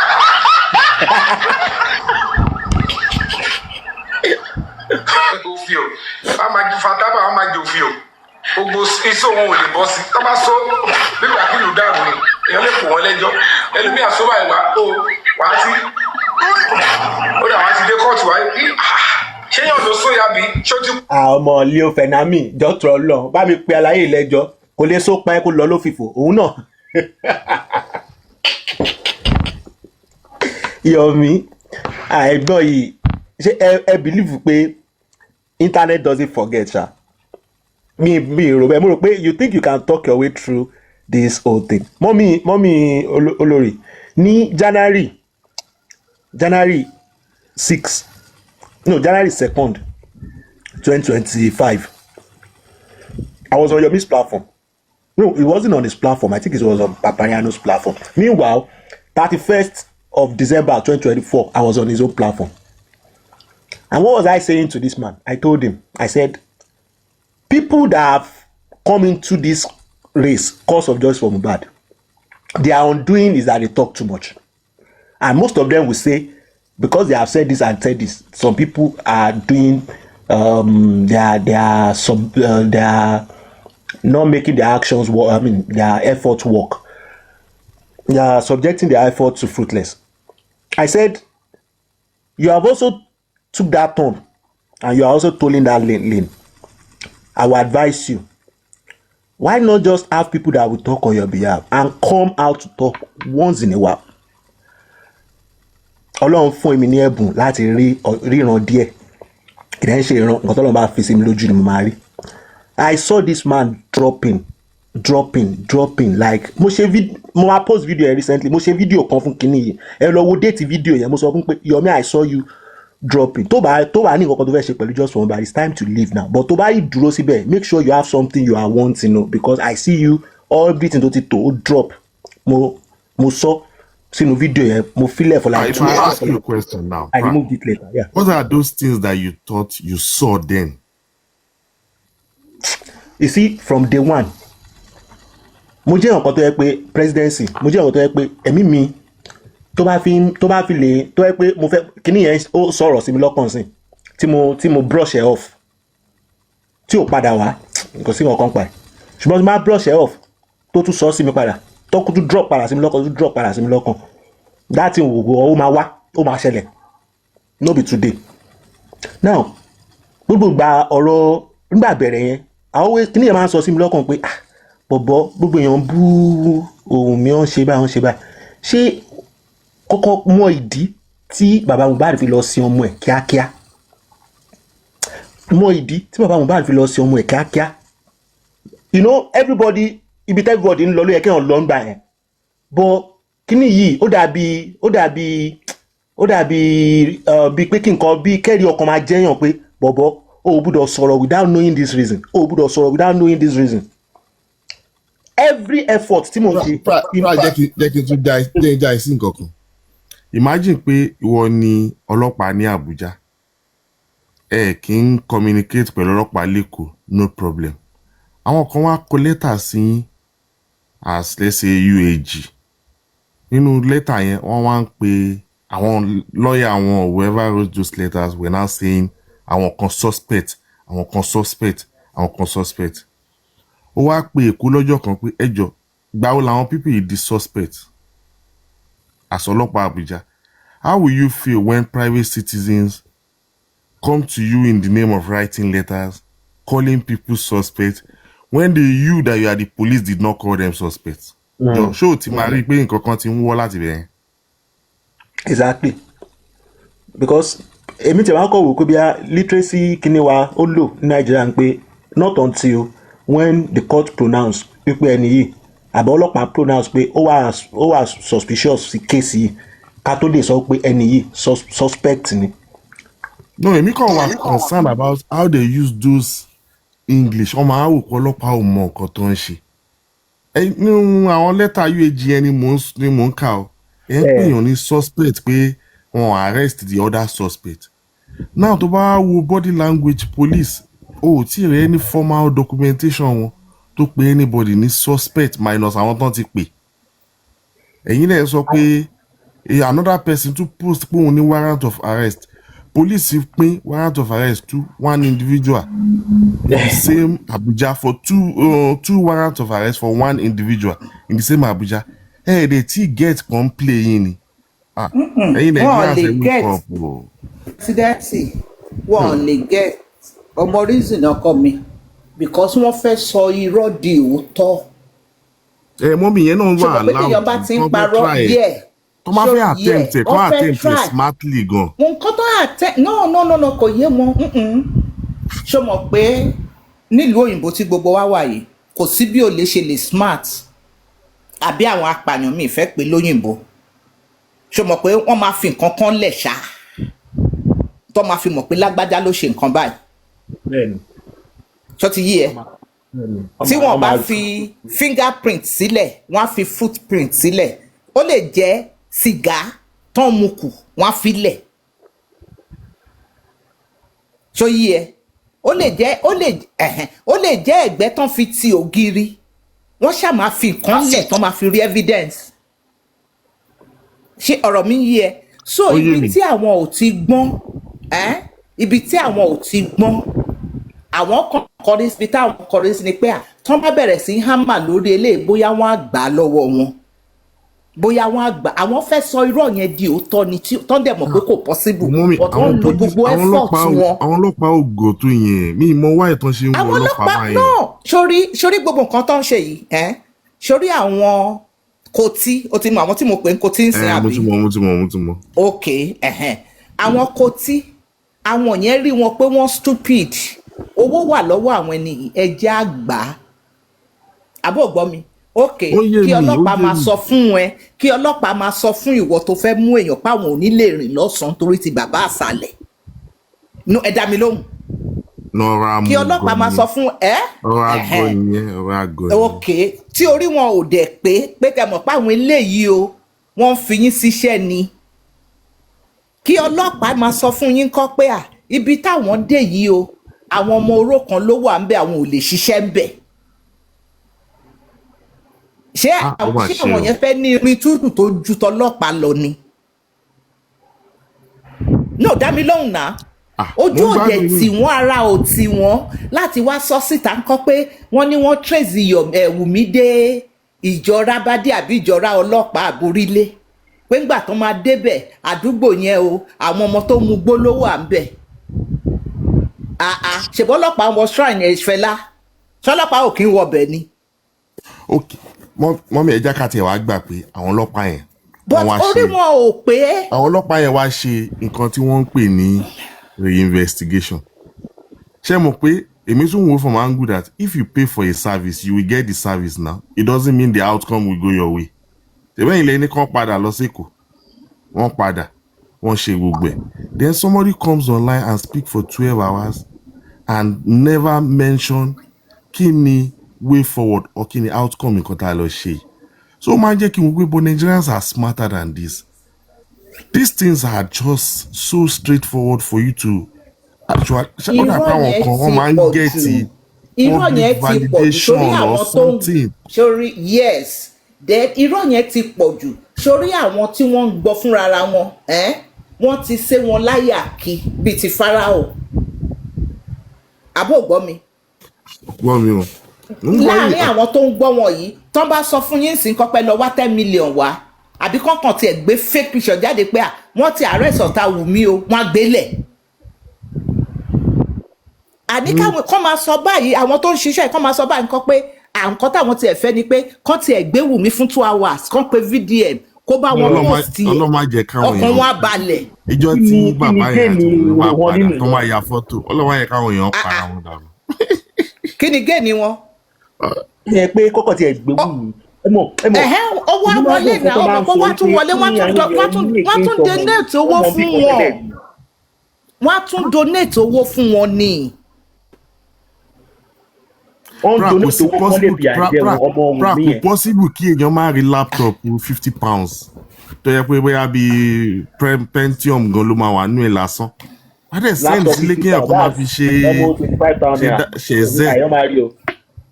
ìrọ̀ orí ọ̀rọ̀ kéèsì Mohbad náà fẹ́ fi change Nàìjíríà àwọn ọmọ ọlọ́mọ 40 students tó wà nínú igbó wọn lè change Nàìjíríà lórí tibẹ̀ but orí ọ̀rọ̀ Mohbad wọ́n fẹ́ change life àwọn ọmọ tó wà Nàìjíríà àwọn wèrè wọn lọ́wọ́ àwọn èèyàn tó ń kú lọ hospital nítorí pé wọn ò rí owó fi ra drip ordinary cotton wool tó bá lọ sí general hospital tó bá fẹ́ treat ẹ o máa rà ní spirit o máa rà ní ordinary cotton wool ni mò ń sọ fún ẹ.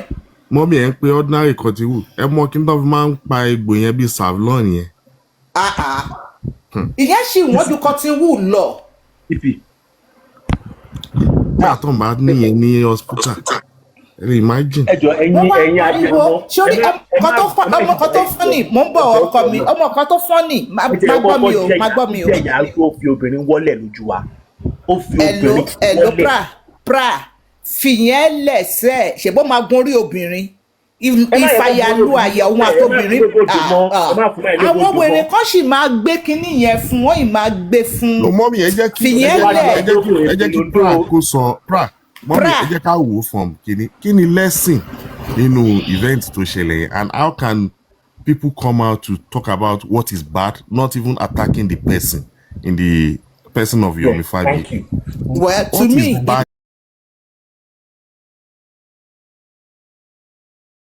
tí mo rí ni pé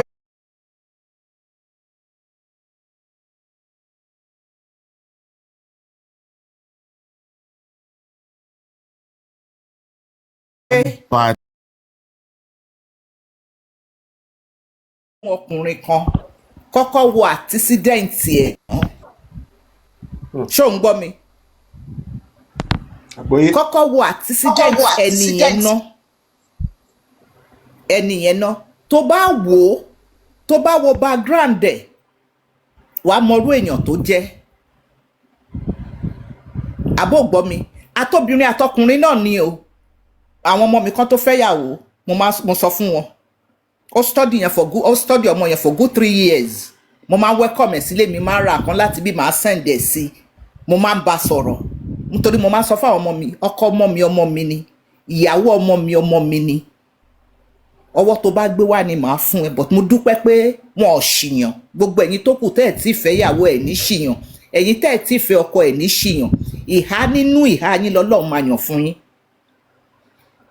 Sórí Yomi Fabiyi tó bá lọ wo Israel lórí Facebook wàá rí obìnrin tó bímọ àkọ́kọ́ fún ibo ló wà pẹ̀lú ọmọ yẹn ṣé Yomi ọbí tọmọ yẹn wà ní. ó wà UK mo ti kà láàárọ̀ yìí náà pé UK citizen UK British. irọ́ South Africa náà lọ́mọ yẹn wà o no ẹni tó bí mẹ́tọ́ mi fún. British náà mo kà wọ́n ní wọ́n yẹn irọ́ o òun kọ́ ó lọ fẹ́ ìyá kan tó fẹ́ fi gba dọ́kú ní UK ńgbà yẹn ni o lẹ́yìn ìyá mẹ́tọ́ mi òun ló tẹ̀lé òyìnbó tó wà ní British o tó fẹ́ for 9 years o tí ò rí nǹkan kan mú jáde ńbẹ̀ o then èyí tó tún wá kọ́ṣẹ́ lọ́wọ́ ẹ̀ tó yọ ọmọ orogún tí ń kọ́ kí ni nǹkan tó gbẹ̀yìn òun àtọmọ yẹn abẹ́ẹ̀rí gbogbo fídíò òun àtọmọ yẹn lórí íńtánẹ́ẹ̀tì ni ìyẹn Kóredé màmá Kóredé yìí so bó ṣe wà lóbìnrin náà ló wà lọ́kùnrin bí wèrè ṣe wà lọ́kùnrin ló wà lóbìnrin but mo sorry ọ̀dọ́ ó fi wọ́n pa ni but kì í ṣe nǹkan tó gbẹnu ẹ̀ láti wá sọ níta gbangba kò gba ẹnu ẹ̀ mọ́mí kò gba ẹnu ọkùnrin. òun ní kọ́kọ́ náà ṣebí onílé náà ṣebí onílé náà pẹ̀lú mama tí ṣebí onílé àti mama tí ara kan wà tán dáná ńgbà tí wọ́n lọ sí ṣé Kwara náà lọ ni táwọn náà wá sọ tán fẹ́ ṣe threesome but àwọn yẹn ò wá kán wá yẹ̀yẹ́ èèyàn náà.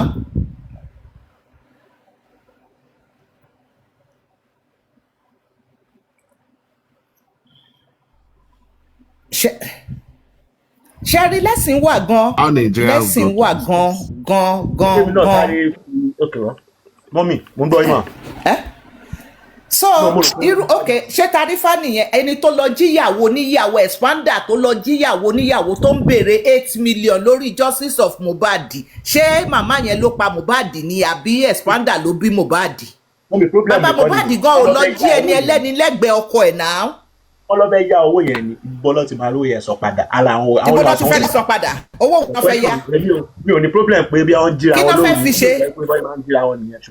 Má sọ bẹ́ẹ̀ ìyàwó oníyàwó mà ní. Má sọ bẹ́ẹ̀ ìyàwó oníyàwó. Mọ́mì kò ní mí ní ó lè jẹ́ pé pátá wọn nìyẹn. Àwọn onímí ni ò no wọn bí èèyàn kan kó pè mí dájú kó fẹ́ yáwó lọ́wọ́ mi lẹ́gbẹ̀ẹ́ ọkọ mi wọn bí èèyàn kan dá. Pátá àti yín ẹ̀yin ò gbá mi bí àbọ̀ yín ṣe fúnra wọn láti lẹ̀ nìyẹn. Presidency béèrè ọ̀rọ̀ kan wípé what are the lessons learned in this particular one. Òun náà mo sọ ń sìn mo ní kí èèyàn tó fẹ́ ọkọ àbí ìyàwó kó lọ wo àtísídẹ́ǹtì ẹ̀. Ò ń gbọ́ mi? Mo gbọ́ yín mọ́mì. Wàá kọ́kọ́ stọ́dì ẹni yẹn. Èmi tiẹ̀ tún. Wàá kọ́kọ́ stọ́dì ẹni yẹn. Wàá wo ìpilẹ̀ṣẹ̀ wàá wo orúkọ àwọn kálíbà àwọn èèyàn wo ló ń bá rìn ta lọ̀rẹ́ ẹ̀. Àwọn ọ̀rẹ́ tó ń bá rìn yìí báwo ni wọ́n ṣe rí. Àwọn tá a bá fẹ́ bá ṣe quickie ńkọ́ quickie. Quickie náà lélẹ́yìí tó ń ṣe kinní yìí ọmọ nǹkan tó ṣẹlẹ̀. Mọ́mì tó máa ń ṣe yẹn láti yàn ní time láti wà antecedent o.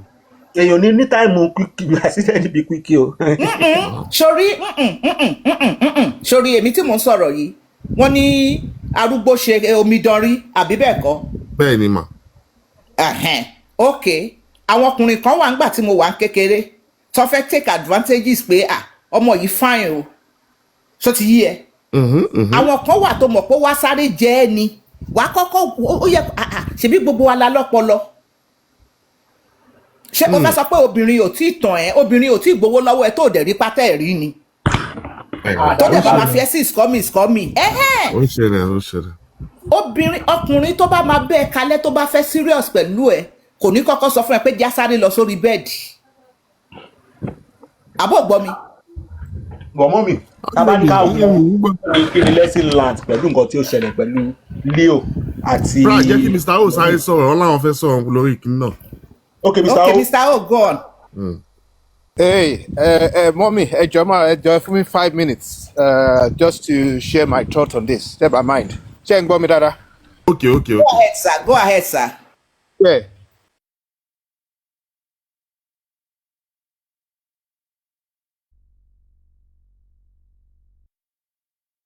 Mr. O, I don't know if we talk. Network in the hotel. Just quiet, please. I just have to pop out from the office. I'll be back in a minute. Carry on. Okay. All right. I'll hold on the conversation till you come back. Now, Sherry, lesson learned, Femi, in the Kenyan way. Stop looking at some people as, and this is to our mothers, our ladies, our women, our girls. Stop looking at people like they are some of because they are celebrity, they are kind of godlike. Because if you look at what really happened, the Leo, that lady, is a beautiful lady. If not that she had looked at Yomi Fabiyi like a celebrity, she is not in the category of Yomi Fabiyi. Sherry, yàtọ̀ sí pé nǹkan tí mọ́mì sọ ń sìn pé kéèyàn máa wo antecedent, right? First, kọ́kọ́ tó bá jẹ́ celebrity náà ló kọ́kọ́ wá fẹ́ bá ẹ fẹ́ ṣe kínní tí ọkọ fi rẹ sípò ibi tí celebrity yẹn gan máa ti tó máa gbé ẹ ga. You know, ibi tí Yomi ti ń sọ̀rọ̀ pé o fún òun ní kinní kan fún òun kọ́ tó fún òun ṣe kinní kan ẹ̀. I mean, come out like a woman. Jẹ́ kóun náà understand pé you can't be talking to me like that. Try kó gbé rẹ sípò pẹ́pọ̀ sọ̀rọ̀ yẹn bẹ̀ yẹn sìn yìí á hàn nínú recording yìí. Prah, you must also, Prah, sorry to cut you short. You must also try to look at it from this angle. Is their relationship transactional? To our transactional, I don't think any no man need that guts to say anything back in that direction. Don't think because self-worth in ele ma wa níbẹ̀. If it's transactional and you making money from it, I think she should be ready to take all the insult that comes with it. Okay, Mr. O is back. So, Yeah. Is this much better now? Bye, Inko. Better. All right, good. All right, yes. good. So, yeah, where I stopped, I appreciate mommy because when I see elders, that are real elders, to share opinion, advice, and everything, I always appreciate them. Because the reason why I start with mommy is that I think it was on Temi's platform, they were playing some elders shows or grandma. And if you see what those grandmas are saying on this current issue, 10 discourse, I said, wow. On same issue, yo. On grandma, granddaughters and grandkids and everything. On the way, the nonsense, Yomi, and they were rallying support for Yomi. You know, when I now listen to mommy now speaking, I say, wow, I should know on this justice for women, they are sound, that they know what is right. So I appreciate you, mommy, for sharing your ideas and everything. Keep on supporting what is right. You see, on this issue, our enablers, I don't pity them. Because you can imagine the snippet what they are going through is just a snippet of what they've shown on me. It's just a minute, tiny proportion. Only just now, look at the bigger picture of for the last 3 years. What this young lady at 24, when she lost her partner with a young child, what she has gone through. You cannot imagine the mental torture they've given to that girl. Even though that people are strong, they are standing by her, supporting her and everything. That lie is, they are so eager to turn that lie to the truth. So they are so desperate. There is desperation in their voice, in their movement, in their action. Petitions of public. Listen to Boss Man did a 20-hour show. 20 hours repeating himself. Can dedicate 20 hours on one. Same thing. No, there's Solataro. I don't know if you've come across it. He did that dude. He drove from Canada. He lives in Canada. He drove from Canada. I think from Canada to New York is like 10 hours drive or thereabout. Mommy, if you live in America, you can correct me if I'm wrong. 10 hours to drive from Canada to New York, and from New York, he's still going to probably Pennsylvania. Lori or abandoning your life, your job, your kids, your family. Àwọn kan tún náà wọ́n gun ọ̀kadà kiri lórí third mainland ní Nàìjíríà. Ọmọ tí wọ́n ní wọ́n dòyì, sorry to use that language. Òun lọ́nà lọ́n represent ẹ̀ṣẹ́ ọmọ tí nàbí Leo. Lọ́nà lọ́n represent Yomi ní Nàìjíríà. Oh, I know fair review, but talk about pattern deal. You are now saying you want to review when you know Yomi is a liar from the pit of hell. You are now saying it's too late, my darling. It's too late because you know the right thing, you know the right cause. You chose to cover it up. Ewo lati, wọ́n pè ní jẹta, wọ́n fẹ́ gba 4 million lọ́wọ́. Wọ́n pè onílé. For me, these people are just they've monetized this thing. On one firo, pyro, left, right, and center. One to show you she madness. You know, man, do I don't pity them because I know pé election ní lọ láì jìyà. Ìyà ìrìṣẹ́ wọn gbogbo wọn gbà lẹ́yọ kọ̀ọ̀kan. Just imagine kó tó gbogbo wọn ṣe lábẹ́lẹ̀. Wùmí ní àṣànà. Wọ́n dẹ̀ ti ọmọ títí ẹ̀sẹ̀ wọn ní London, ní Manchester ńbẹ̀ yẹn. I live in United Kingdom. Where that story is on the pages of the Facebook and everywhere. And one money was the public. It was on the pages of the national newspaper. It was the Luma sit down comfortably. Mark. These people, they are just wicked. out of the somebody you know like Prah lo quote to Bible only out of the heart the out of the abundance of the heart the mouth speaketh. They are evil to the core. And that evil, one project that evil, that act of wickedness, yeah, they are projecting it on normal women. Eric gbogbo nǹkan tó accuse Wumi ni lọ́wọ́ gan ṣe. Ibẹ̀ láti rí gbogbo ìranù tí wọ́n ṣe left, right, and center. Àgbàlagbà, then most of them, single mothers, married, grandparents, grandmother, even the younger ones are not even faring any better. So in Kotonche, I'm so happy. Mo máa ń lọ sí various platforms. Má kàn máa rẹ́rìn-ín ni pé look at this people. Anyway, Prah, I'm enjoying the conversation. MRPT, president is what can we learn from these folks? Nothing. They're just wicked people. If you want to learn, we can dedicate necessarily from them. It's just when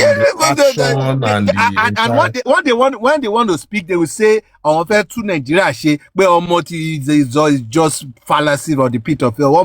They are just wicked set of people. Monetization, you're missing. Oh no, only get $30.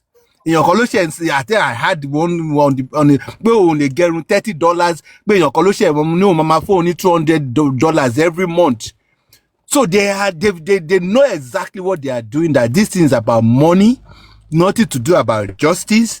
Is about just siphoning the public, the gullible public. I want to in diaspora, they are $20 or $40 will be something in Nigeria. I want to in Nigeria, those ones are jobless. They can afford to be jumping on Okada. Malosi Corona inquest.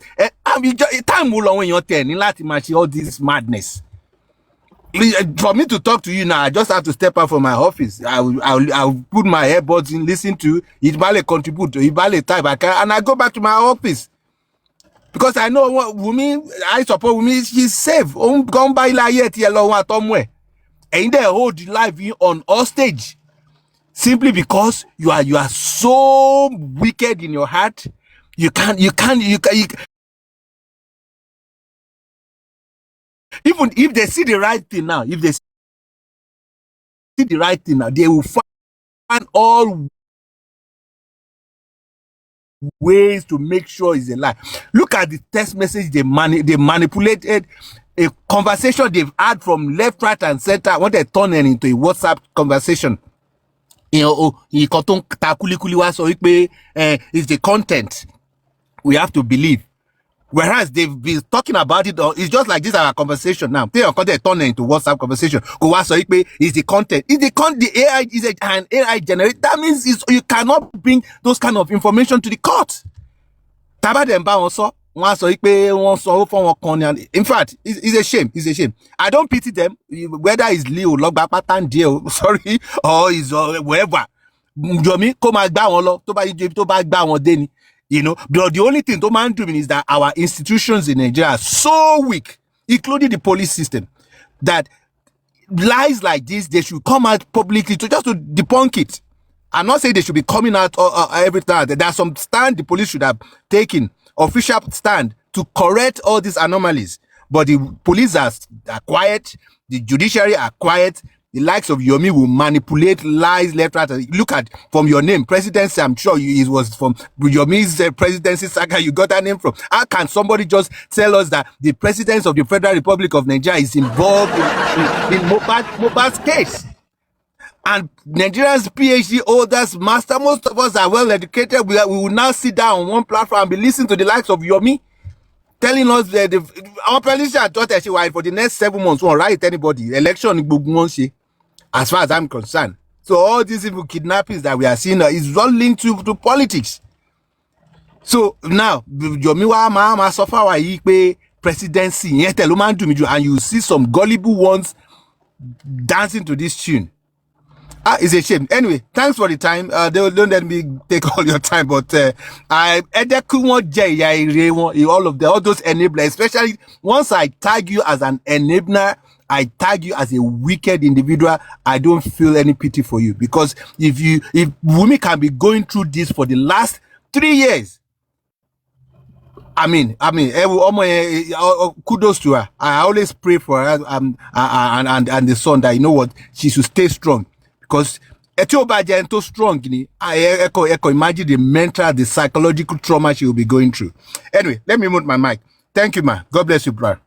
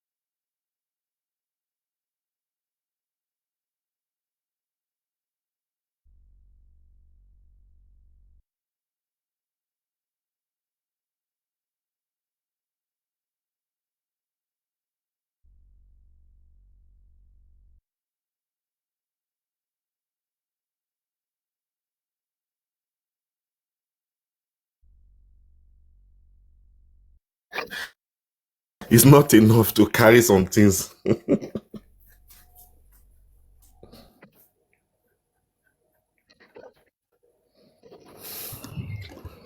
Hello? Hello? I was actually speaking, Domi. Mo bí ẹ̀ ń gbọ́ mi. Hello? Now, ó yà mí lẹ́nu wípé wọ́n á ní wípé presidency. Gbogbo wa dẹ̀ gbà wípé presidency lóòótọ́. But the same presidency tá à ń gbọ́ yìí pé presidency ti fi àṣẹ sílẹ̀. Tí bá ṣe pé mockery ni fún collective intelligence wa, báwọn president ṣe máa sọ pé harmonize and prosecute for more than how many months now? How many years now? Kò dẹ̀ sí nǹkan kan tó ṣẹlẹ̀. Wùmí wà ń bẹ̀ yẹn, ó ń tarun, á wá sórí online, á wá bá wọn tiẹ̀ ṣeré. Ọ̀dẹ̀ ní pé ẹ̀dẹ̀ sọ pé ẹni tó pa Mohbad nìyí, ẹni tó ṣe nǹkan burú. Tó bá kú pé Yomi Fabiyi ó ń sọ òótọ́ lóòótọ́ wípé presidency ti dá sí kiri. Kí yẹn.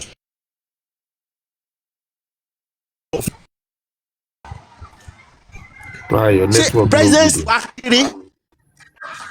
Oh my days.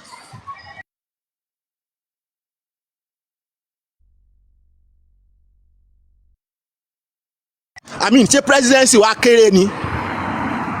Anyways, I think my network is getting more.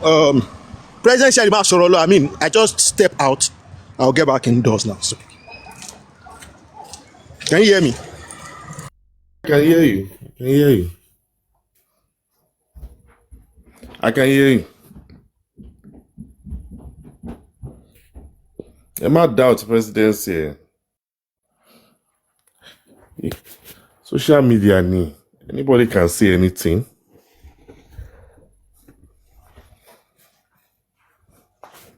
Àbí kí lẹ fẹ́ doubt ẹ̀ fún? Mo lẹ fẹ́ kọ sínú portfolio tí yín tẹ́ bá doubt ẹ̀. Feel it now. It's just that I don't know how Nigeria is going to get better.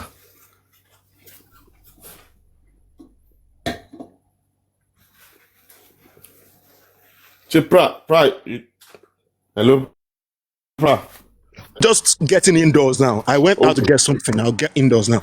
The time saying Lord here. No problem. Because tí yẹn bá sọ tó bá jáde tó bá sọ pé báyìí nìkan àtàwọn èèyàn dẹ̀ sọ pé bó ṣe sọ yẹn náà ló ṣe rí, that means àwọn èèyàn ní confidence nínú ẹ̀. But the thing is, níbo ni everybody wá fi brain wọn sí láì ṣe zombie.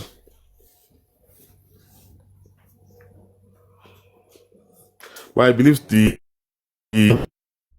thing really encouraged people to be a zombie, because bóyá wọ́n máa ń fún wọn ní one kind of validation among groups or among friends, or online friends. Let me call them online friends.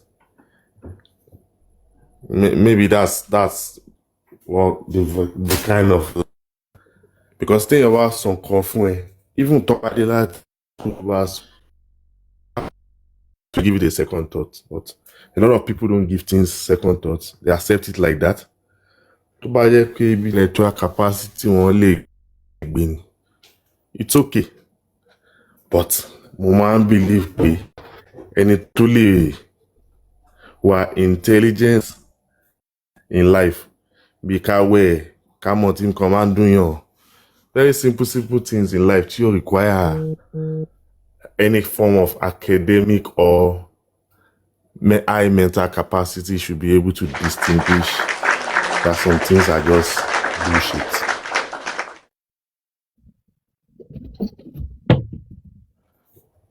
Even if the eye or the vision is to win the World Cup,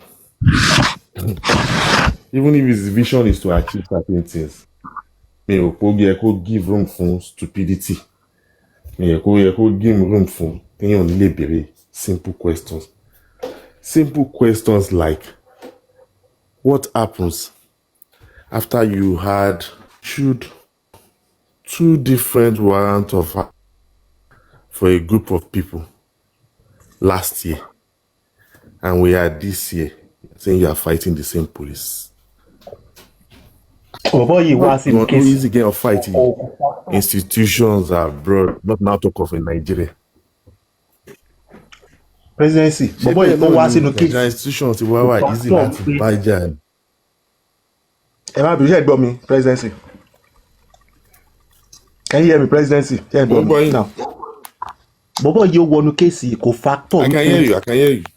Kò factor wípé àwọn kan wà tí wọ́n máa gbọ́rọ̀ òun tí wọ́n á dẹ̀ mọ̀ pé òun parọ́. Kò ó feel pé everybody òun ní three òun ní lifeline mẹ́ta àwọn yàrá kọ́wọ́ wọn à celebrity.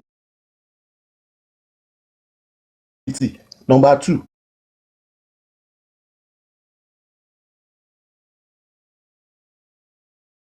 Òun bá wọn sáré pé òun fẹ́ jà fún just for Mohbad. Now number 3. Àwọn yóò máa rí òun as pé òun gbóyìnbó òun ṣe kinní kan. Kò factor wípé the same attribute yẹn. Àwọn kúrò tó máa ráyè digest ọ̀rọ̀ ẹ. If you are to use another word from pé bọ̀bọ́ yẹn ń pa irọ́, what other word will you use? Mo fẹ́ mi ìfẹ́ lo pé ó ń parọ́. Yes, what other word will you use? Possible now. Like tí máa fẹ́ wò máa kọ́ wò like okay mi ní rí gẹ́gẹ́ bí onírọ́ máa wò gẹ́gẹ́ máa pé gbogbo nǹkan tó ń sọ òótọ́ ni ṣùgbọ́n kí ló wá dé tí òótọ́ yẹn ò fruit máa wò as a con star a con artist ìṣòro nísìn like a con artist like someone like an entertainer. You see why entertainer. Good. Because as soon as tell about Peloniro, it might have a personal attack. But see, when you twisted it the other way around, it opens the brain of people who wants to be wise to actually check. If this person is saying A and I'm getting B, is saying C and I'm getting D, is there any point in time where I will go back to ask myself, is this guy making sense? If people are not going back to ask that question, what do you think is wrong with them? Presidency. Prah, no verse. Presidency. Like I was saying in the comment section, Yes, sir. like in the comment section, I was saying like if you grow up out of 8, you can never love anybody. That's standard. That's number one. standard. There are a couple of people that are in this movement that naturally they just hate that widow. So they will do anything to bring her down. Okay, this Yomi Fabiyi guy, he was arresting people illegally. And people were giving him money to continue with that illegal arrest. Is that sensible? It's out of 8. I've also asked a couple of questions regarding that. It's nothing Is but that out an of illegal 8. arrest? I am telling you, okay, you are making no, illegal okay. arrest. You are trying to force people to say But what some they people don't believe do it's not an illegal arrest too. because they are senseless. How is it not an illegal arrest? Because they are senseless. You are giving police, you are giving this guy money to give to police that, okay, let them just detain those people. It's not like they are getting any information from them. Oh. You just let them be there for like 5 days so that people will think I am doing something. That's the thing. It's not like they are getting any information from them. And you're telling me it's not out of 8. So a couple of people are there because they grew up out of 8. And what you don't have, you can never give. If you have not been loved before, let's not go love anybody now. So for you to even sit down and say, let me think this way, it will be out of it. You will just be there like, okay, so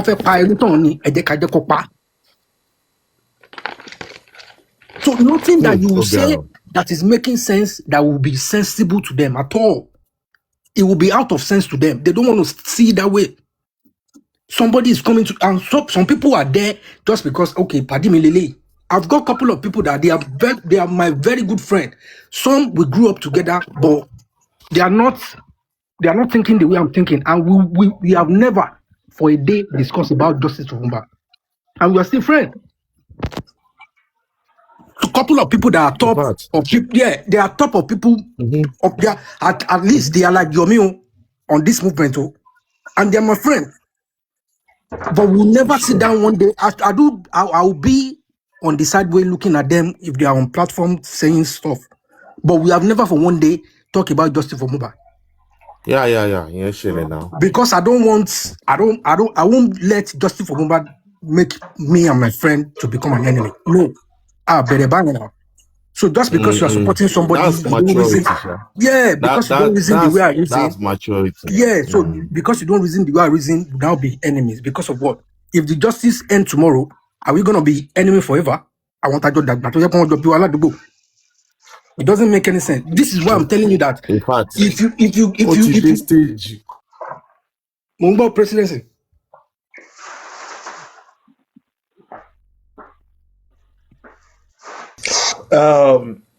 Igode, ṣé ẹ rí ọ̀rọ̀ tẹ́ sọ tọ́sìn? Yeah. Ó máa ń pa mí lẹ́rìn. This thing, I just want to say it. There is this particular person lórí Jẹ́pọ̀ ẹ̀mí náà. Tẹ́ pé, nǹkan tí Yomi ló lọ lá tó lọ bẹ̀rẹ̀ sí ń pariwo wèrè yẹn. Èmi náà ti ń wá bí èmi náà ṣe tiẹ̀ at least kéèyàn tiẹ̀ obìnrin kan àná. But just because of pé ọ̀tá mi àti Wùnmí ẹni yìí kẹ̀ báwo lẹ máa ń pè kíní yẹn ó sympathize pẹ̀lú bàbá Mohbad.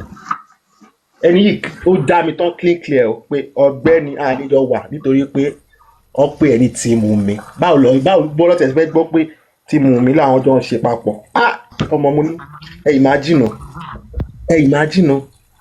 ṣé mi mọ Wùnmí rí bí kankan if not because of pé àfẹ́ kí èèyàn kẹ máa búlé èèyàn kiri kí ló kàn mí mo sọ tó bá jẹ́ pé torí yẹn just leave it, don't worry, enjoy your life.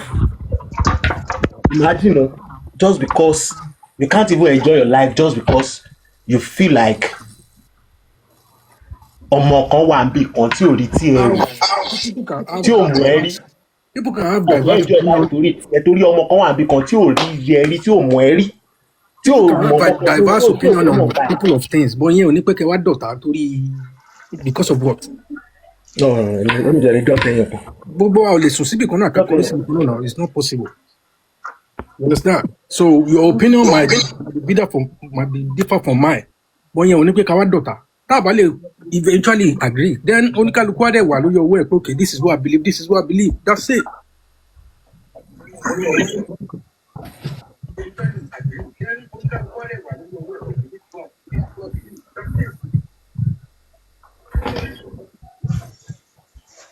Mi lè dọ̀tẹ́ èèyàn nítorí pé o feel like Wùnmí ní problem ẹ̀ hàn mi lè nìkan mọ Wùnmí rí bí kankan but ṣebí ilé ayé yìí à ń ṣe àwọn nǹkan kan nítorí pé tó bá di tiẹ̀ náà nǹkan tó bá gbìn ìbùkà nǹkan tó bá gbìn sílẹ̀ ló máa ká just imagine àìmọye àwọn èèyàn tó máa ń parọ́ mọ́ pé wọ́n ṣe nǹkan tó wọ́n dẹ̀ ṣe ọkọ lọ́ọ́ má jẹ́ kán parọ́ nǹkan tá a ṣe mọ́ wa láti wàá gbà wípé nǹkan tó ń sọ nǹkan ọmọ yìí ó ṣe lóòótọ́ ṣé ẹ ní rí evidence kẹ́ tó lọ kẹ̀yàn má ìbílẹ̀bù ni torí pé wọ́n sọ pé ó ṣe ó jọ pé ó ṣe abá epo ẹran ní ẹnu ẹ tiẹ̀ mọ̀ bí òun gangan kọ́ ló jẹ ẹran yẹn òun gan débẹ̀ ó bá epo ẹran ò pé ṣé kí ni epo but there are so many.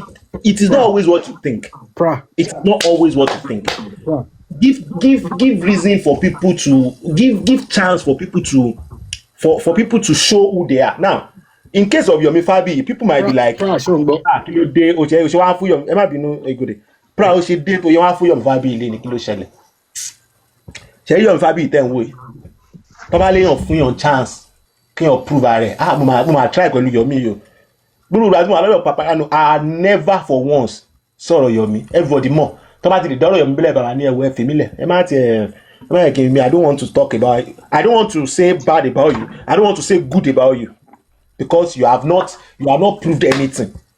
That is when you give people chance to prove who they are.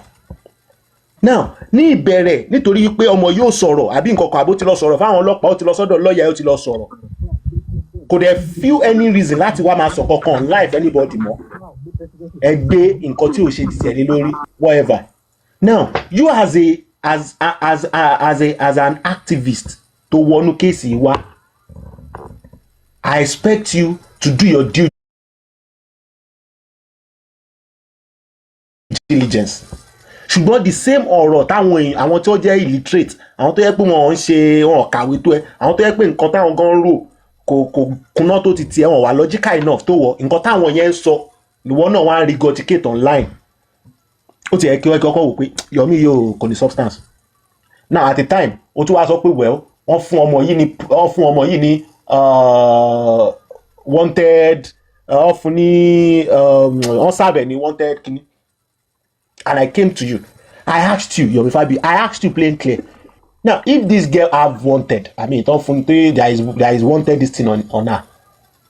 Can we put it on the pages of the newspaper? Is it possible? Ibi táwọn èèyàn ti jarí kan lẹ́jọ́ yẹn ni, hey, don't talk yo, don't talk. Mo ní, ẹ̀yin èèyàn yìí eléri bú ni ẹ tún ti bẹ̀rẹ̀ don't talk. A ní kéèyàn sọ nǹkan tó fẹ́ ṣe ká gba fi sórí pépà. Ẹ̀yin ní don't talk. Ẹ fẹ́ gọ̀ọ̀kú láyé yìí ni. And I felt like, okay, I won't even talk anything more. Tí ọba arrest Wunmi before 2025 end, Yomi Fabiyi, you will hear it hot with me. I said it now. Mo sọ fún everybody bí I got off and I was like, December lọ. Mo tún rí Yomi Fabiyi ó tún gbé ẹnu tó kí ẹ ti sàn ló tún bẹ̀rẹ̀ sí sọ̀rọ̀ tó ń sọ ní 2026. And that's why I felt that enough is enough. Man, just go and set yourself in place. If you cannot prove anything, stop disturbing us. Funny enough, ìwọ lè rò wípé bí àwọn kan ti gbowó à ń tẹ̀lé kinní kan. A ní lọ́ọ̀vù kéèsì Mohbad lọ́kàn ju most of yín lọ. Tó bá yẹ pé ẹnìkan ló pa Mohbad lóòótọ́, we want that person kó fojú balẹ̀ ẹjọ́ kí wọ́n mú ká rí pé ẹni yìí pa Mohbad. Ṣùgbọ́n tí kò bá sẹ́ni ọkàn tó pa Mohbad tó yẹ pé bí ikú tán ló kú yẹn àwọn nọ́ọ̀sì nǹkan kan. We are ready to even support the wife and child because I love Mohbad. I gbọ́dọ̀ extend the love yẹn sí ìyàwó àtọmọ ẹ̀. Ẹ̀gbọ́n sì so kò ń ṣe pé bó bá ọpá bó bá ọbù lẹ́sẹ̀ tẹ́ ẹ̀ bá ti lè prove pé ọmọ yìí ló pa Mohbad. A máa gba nǹkan tóun sọ wípé nǹkan tọ́lọ́pàá sọ nǹkan tóun sọ wípé nọ́ọ̀sì ló wá nǹkan kan. A dẹ̀ máa support ẹ̀ gẹ́gẹ́ bí a ṣe fẹ́ support Mohbad. Tá bá rí Mohbad pé bọ̀bọ̀ ìyá fẹ́ support a máa fún Mohbad a máa fún ìyàwó àtọmọ ẹ̀. So èmi feel pé everybody wá mọ̀ nǹkan tá rẹ̀ ń ṣe ní pọ́ìntì ìdẹ́ ló kù. Ẹ wo Yomi Fabiyi sìn àwọn tọ́jọ́ ń sáré tọ́jọ́ ń pariwo palantia kinní kan ẹ̀pọ̀n ló ń kó bora wọn tó ń rìkọ́dì ara wọn fún gbòòrò tó ń dúró dejọ́ tíjà máa ṣẹlẹ̀ káwọn bára wọn jà.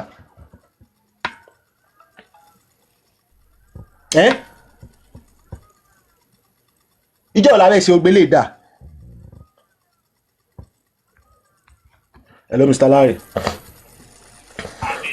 Bàbá àgbàlagbà mo wà online o mo wà live anyways yeah mo wà live okay.